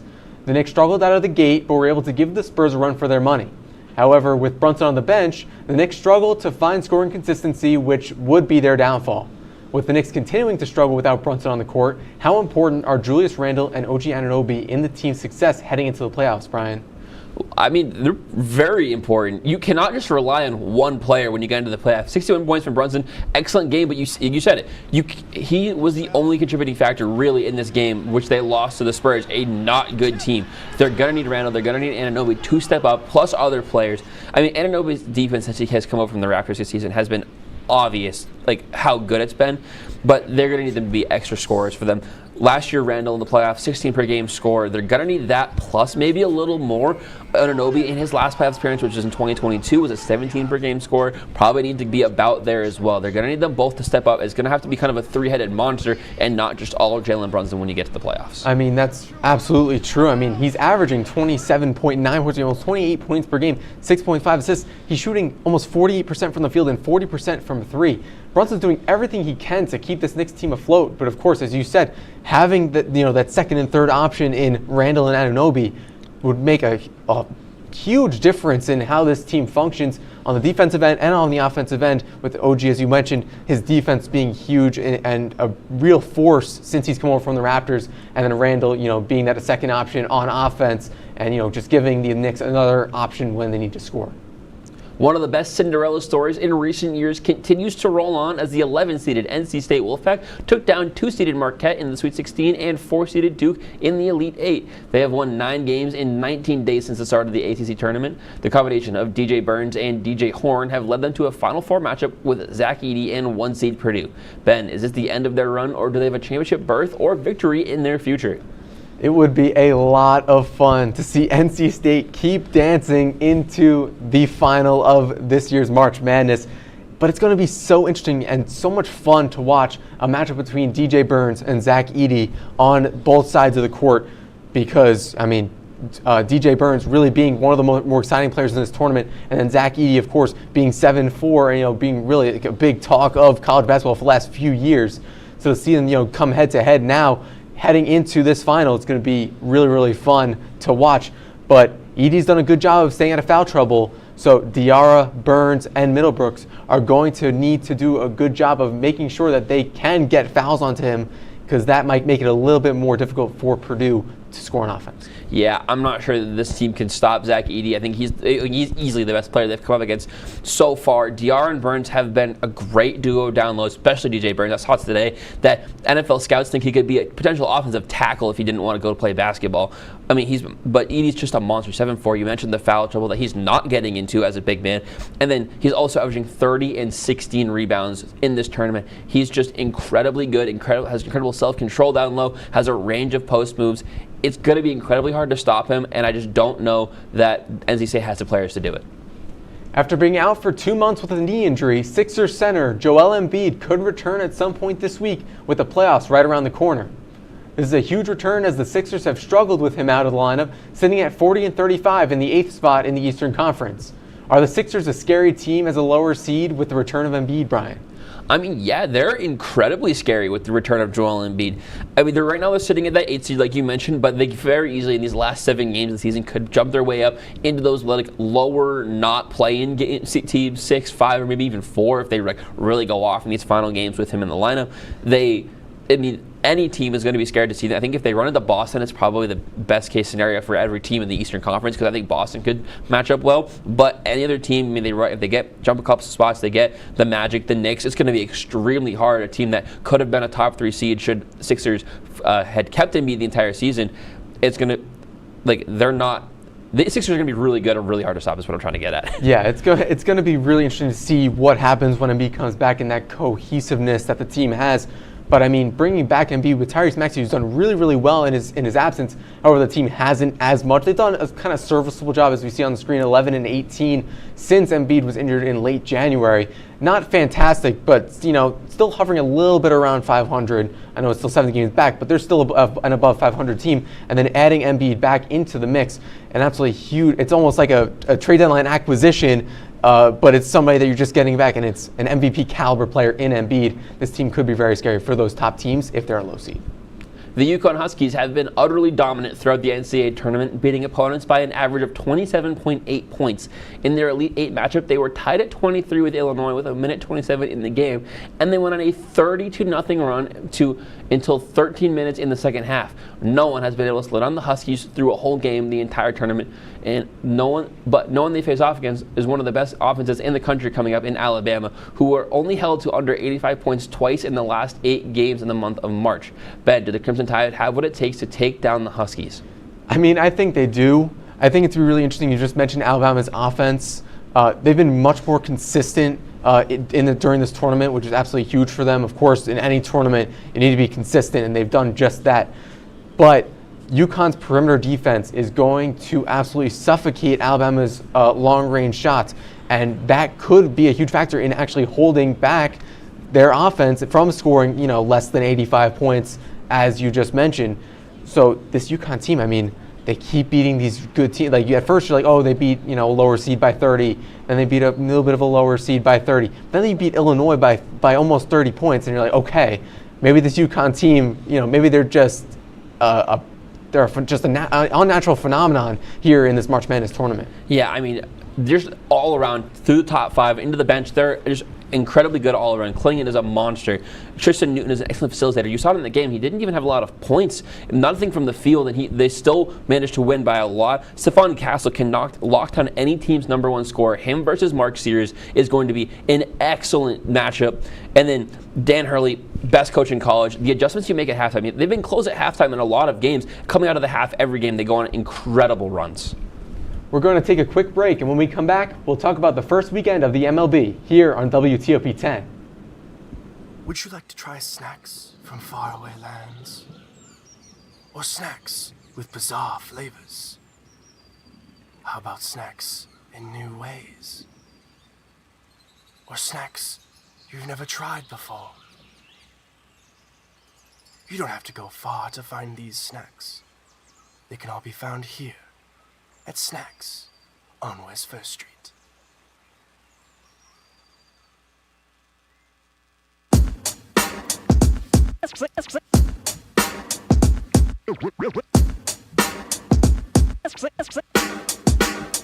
Yeah, we're walking around campus, and what do we see?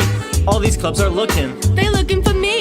There's hockey. There's improv. So much to see. So let's go try them out and see how they be. Come Come on and please watch our embarrassments free. Tune in to Amateurs on WTOP. Happy Friday, Lakers, and another beautiful day here in Oswego, New York. I'm DJ Don Perone, and I'm happy that you're starting your weekend off right listening to WNYO 88.9 FM, the Laker Radio Network. I said, darling, can you see? There's no room for us. There's no room. Now our lives are changing. Promises keep slipping. And I always knew it wasn't you. It wasn't you. Now our lives are changing. Promises keep slipping. And I always knew it wasn't you. It wasn't you. Welcome back to Stick to Sports. The Boston Red Sox split their first series with the Seattle Mariners to open the season at 2-2. Heading into a season with low expectations, the Red Sox are looking to turn some heads under new management. Brian, what did you see from the Red Sox in their first series of the season? Did you like what you saw? Yeah, a 2-2 split with a very good Mariners squad. It was an excellent result from the first 4 games of the season. The pitching absolutely turned around by Andrew Bailey, the new pitching coach over from San Francisco. They got 5 innings from all of their starters, like very little runs. It was like home run that Bailey gave up 2 runs.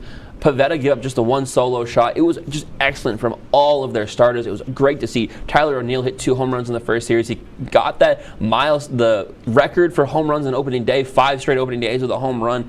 Rafaela looked really good. And then the only thing, the downside, was Joely Rodriguez giving up a lot of runs out of the bullpen. He was kind of the reason they lost a couple of games. He just did not look good. I mean, yeah, you mentioned most of the points, that are, because really, they stand out. But like Tyler O'Neill, an awesome offseason pickup for the Red Sox. And then they took 2 games from a strong Mariners team where they didn't have a strong showing from guys like Tristan Casas, Jarren Duran, or Trevor Story. So, it could be a good sign to see that these guys, even without them, they could still win a few games. The New York Yankees went down to Houston for the opening 4-game series and left winners of all 4. Oswaldo Cabrera solo show with 2 home runs and 6 RBIs, and newly acquired Juan Soto had 9 hits in 16 at-bats and added 3 walks. Ben, is this a sign to come for the Bombers or a flash in the pan? I think it's absolutely a sign for what's to come. I mean, already seeing huge shifts in what was going on last season with this Yankees team. Already leading the league in pitches per at-bat at 4.19. That's something that they never would be even close to last season. Just the additions of Soto and Verdugo, in both the outfield and on offense, but also the improvement from Volpe and Cabrera that we've already seen. It's still early. They are going to have some rough stretches towards the middle of the season. But I like what I've seen, and now we can see their potential and maybe even go beyond that. Yeah, I mean, take 4 from an Astros team that a lot of people thought could make the World Series this year is an excellent start to the season, especially like a rivalry series like that to open it up. I mean, like I said, Soto looked really good. Judge a little scary with the 125 OPS average and a 398 OPS, but opening series, he's Aaron Judge. He'll most likely turn it around. The reigning World Series champion Texas Rangers look strong to open up their season against the Chicago Cubs. With a stacked lineup and the addition of the team's top prospects, the Rangers have their eyes set on another title. Brian, what was the biggest factor in the Rangers' chase for back-to-back titles? I mean, the biggest factor that you have to watch out for is keeping their pitching healthy. They're already down Scherzer and DeGrom. They're going to have to keep the guys that they have healthy, especially Nathan Eovaldi, who does have a history of just kind of picking up knocks here and there to keep him out a couple weeks at a time. The bats, though, in this series did look really good. You look at Langford at 333, average with 3 RBIs. Carter didn't get a hit in the opening series, but walked 5 times. That's crazy for a guy in his rookie season. Seager had 5 hits as well. The team looked really good, and Adolis Garcia just picking up right where he left off. It was an excellent start. They just got to keep the pitching healthy. Absolutely. I mean, the consistency in pitching is going to be absolutely huge. They had John Gray in the 3rd game. He did not look very good, giving up the 4 earned runs. So they might end up picking up a pitcher at the trade deadline. That's going to be down the line, but it's certainly something to keep an eye on. But everybody in that first series that you'd expect looked good, did look good. Seager, Semien, Langford. I'm expecting more of the same going forward. The Pittsburgh Pirates headed south to Miami for 4 games with the Marlins and scored more than 6 runs in all 4 while grabbing the sweep. With electric prospect Paul Skeens starting the season in AAA, but not far from a call-up, are the Pirates proving themselves as an NL Central contender? I don't know about it yet, Brian. I mean, they played the Marlins and today the Nationals. So this Pirates team, this is also something that we saw last year as well. They started the season really, really well, and everybody thought, okay, they're actually going to get over the hump.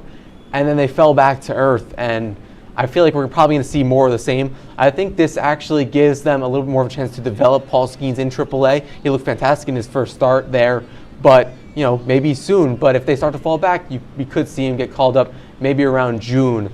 But for this Pirates team, I think it's still a little bit of ways away before they're one of those contenders. Yeah, I mean, they did only have 3 home runs in 4 games, but the Marlins have a good pitching rotation. Brian Hayes looked really good with a 4.44 average and 2 doubles. The starting pitching was shaky, though, which is something to watch out for. You can't go far on a shaky starting rotation, but the bullpen did only allow only 2 runs. So there's kind of some bright spots and some low spots to look out for on this Pirates team. The New York Mets squared off with the Milwaukee Brewers at Citi Field, and the Brewers made quick work of them, sweeping the 3-game series. Tensions were high in this series after a dangerous slide into second base by Rhys Hoskins, and the Brewers proved to be the better team. What went wrong for the Mets, Brian? I mean, it's a lack of pitching right now. They need Kodai Senga back. He'll be back in a couple of weeks, but then they go off and they lose Tyler McGill. So it's just like this pitching is lacking. It's weird to say, but they might be missing David Peterson, who's a pretty bipolar pitcher. He's good sometimes, not very bad other times. They're gonna want JD Martinez to be ready as soon as possible to be a veteran bat presence in the middle of this lineup. And the bullpen looked really shaky throughout this entire series. The only kind of bright spot was a nice start from Quintana on opening night. Yeah, I mean, the offense, that's supposed to be the bright spot for this Mets team, and it did not get off to a really good start. It did, kind of put up 6 runs in that second game, but wasn't quite enough. It was too little too late. And then, the Rhys Hoskins slide, that dirty play that everybody believes is a dirty play, didn't really light a fire on them to push them over that edge. In a weak AL Central, it could all take one hot month from a team to take a commanding lead. The Tigers got their season started red hot, taking down their division rivals, the Chicago White Sox, in 3 straight games. Ben, are the Tigers establishing themselves as the favorite for the division? They absolutely have a chance to turn things around in the AL Central and really sort of take that top spot. That division is always up for grabs, but with Tarek Skubal as a Cy Young candidate, the young pitcher, their southpaw that, he kind of is building himself up over the last few years, is finally, starting to, turn heads and sort of garner that attention that he's starting to deserve. And then also need the young guys like Torkelson and Green to have another leap in the offensive categories. And, with that, could provide them a boost towards the top of the AL Central. Yeah, I would say Tarek Skubal, I literally wrote on my sheet here, Cy Young question mark. He looked really good, but it is just the White Sox. Jack Flaherty came to play in the bullpen, just 1 earned run over those 3 games. The bats were okay. Mark Canha and Craig Carpenter played pretty well, but the rest of the team was a little shaky. Javi Baez, obviously just kind of a black hole there, but the team looked good through 3 games, but it is the White Sox. Same thing with the Pirates. They played the Marlins. The Tigers played the White Sox. Kind of low teams. You got to see what they do versus better teams. We're going to take a quick break. When we come back, Ben will be joined by one of our producers, Alex Brooks, here on WTOP-10.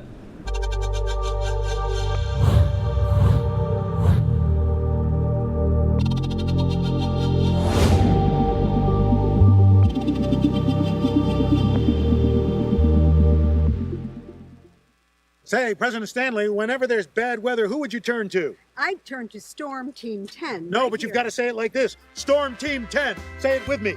Storm Team 10.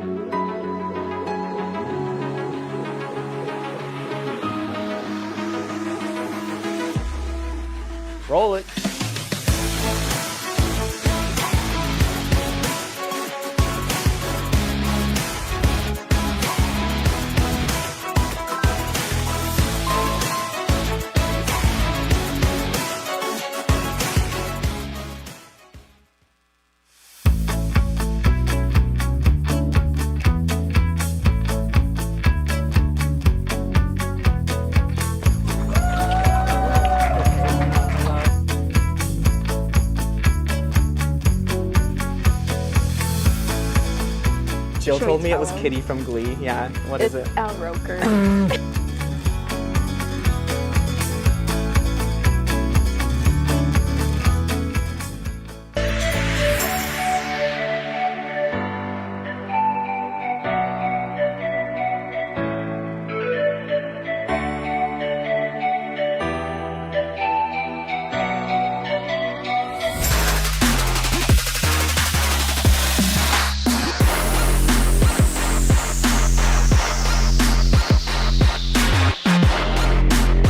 Welcome back to Stick to Sports. Joining me now is Alex Brooks, one of our producers. Alex, what do you have for us tonight? Well, Ben, I thought I'd be late to the party as starting off this MLB edition of the Fast Break. There was a lot of eye-opening storylines from the weekend, from the brooms on Houston and Miami. Ben, what was your opening weekend takeaway as the season is upon us?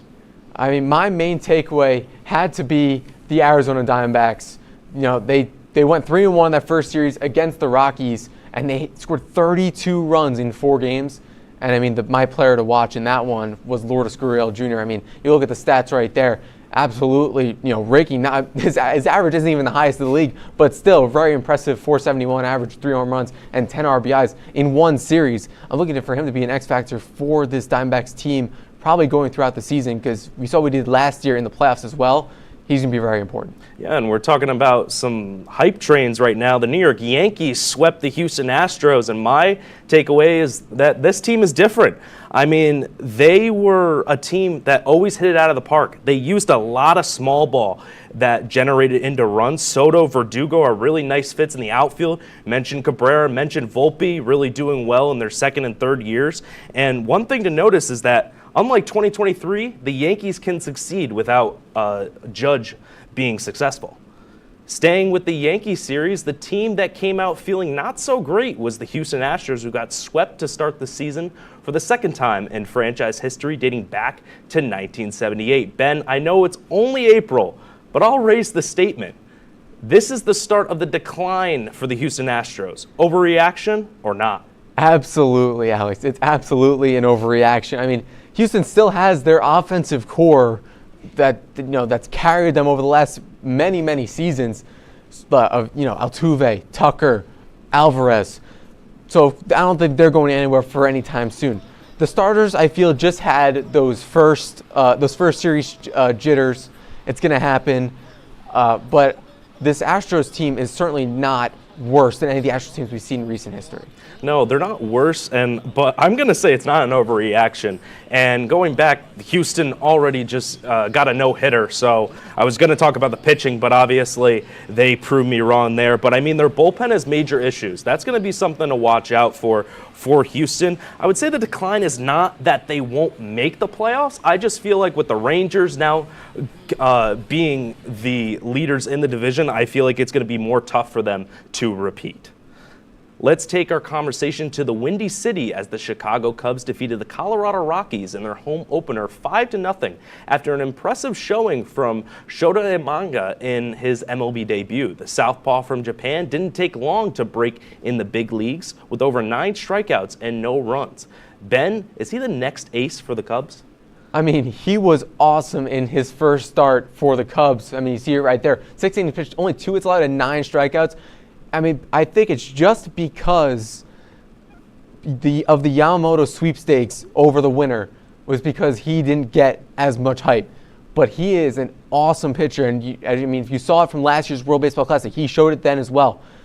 He really just went under the radar, and the Cubs got a really good one. He absolutely could be that ace for the future of this Cubs team. Yeah, and I feel like the only pitcher on this team that really has ace potential is Kyle Hendricks. And I feel like for Shota, I feel like, he's a 30-year-old pitcher. He's not young, but I feel like he's already had that experience in Japan. He's already had that experience pitching in big games, and now he's going to a Cubs team that's very young, but also very hungry for some playoff experience, some championship experience. So, and first impressions last, and I think he'll do well going in his career. We're going to take a quick break here on Stick to Sports. Thanks once again to Alex for the fast break. And when we come back, Brian, Alex, and I will head into extra innings. Don't go anywhere. You're watching Stick to Sports on WTOP-10.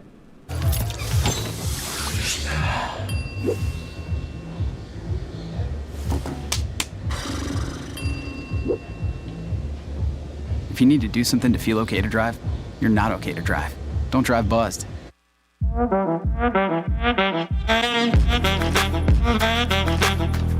Shine on that boy. Look at the bling. Look at do we got a diamond tester on? Yeah, that's getting bad. Yep. 10 out of 10 recommend on Yelp.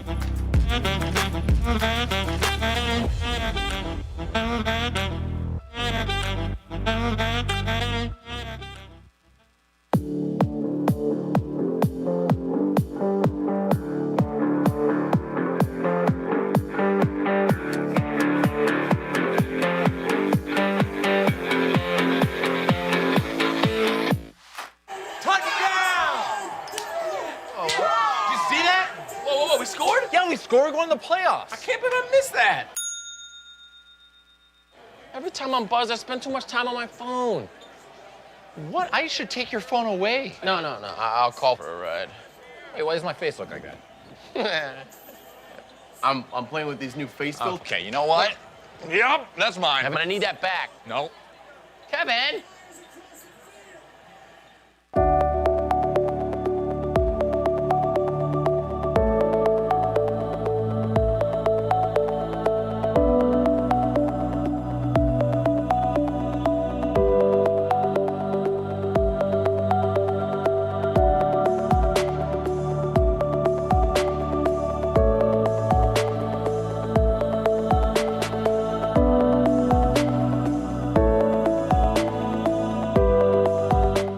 Welcome back to Stick to Sports. Now let's get ready for another edition of everyone's favorite segment, Extra Innings.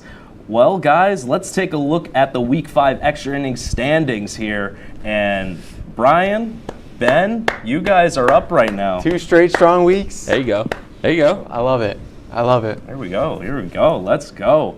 Well, we're all 500 or better. We're all 500. Yeah, I mean, I think it was better than last semester. Yeah. I think you both ended up under 500 last semester. I think so.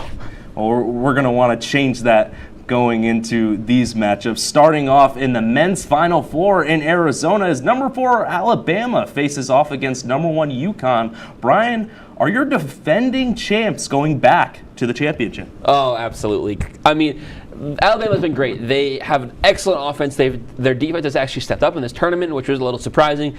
But no one's stopping this UConn team. They just are dominant on all levels of the court. It's going to be UConn.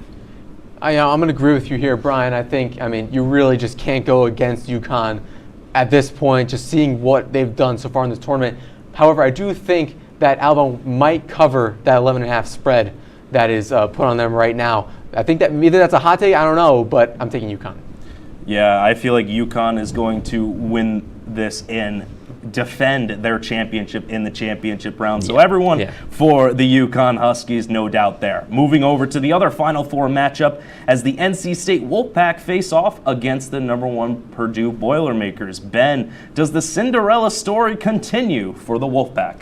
I really hope so. I think it'd be a lot of fun to see NC State make it to the finals of this March Madness tournament. Just make the Cinderella story so much more sweeter, and to go up against UConn, I think that'd be a really fun game. I think it'd be a really fun game, as you say, but I don't think it's going to happen. And I do think also Purdue-UConn would be a great game. I think that's what we're going to see. Edie versus Clayton will be an absolutely electric matchup, too, to watch. I think that's what we're going to get. Yeah, it'd be nice to have the NC State upset Purdue, but I'm going to take Purdue in this one. I feel like 2 number 1s in the championship is the pick for me. We move to the MLB as the 2-3 Toronto Blue Jays face off against the 1-4 Astros after the Houston Astros got a no-hitter. So, Brian, will Houston get out of their funk from the Yankee series?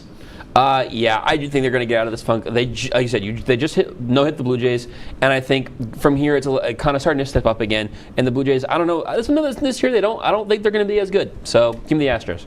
I think that this game tonight with the no-hitter was a little bit of a flash in the pan, as we mentioned earlier about having flash in the pan with just being early in the season. But I think Barrios is going to do a much better job tomorrow night than what happened tonight.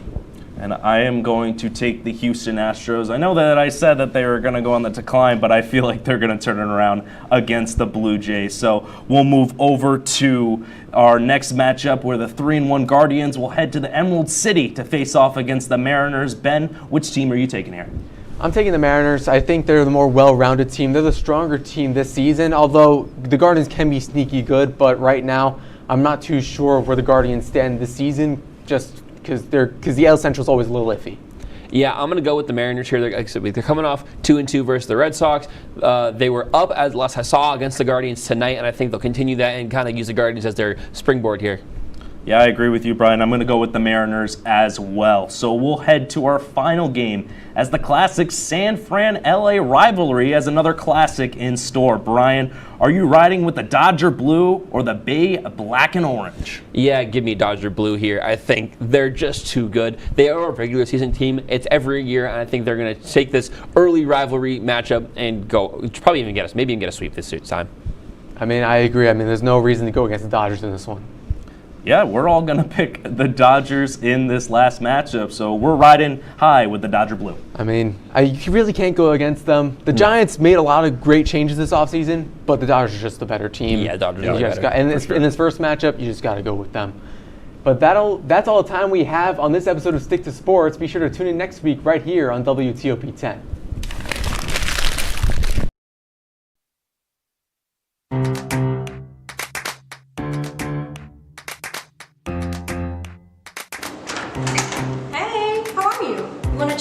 Well, you're in luck. The Mick and Nick show is about to start. Oh, Nick! The Mick and Nick show is starting. Oh, wait, let's go then. Let's go.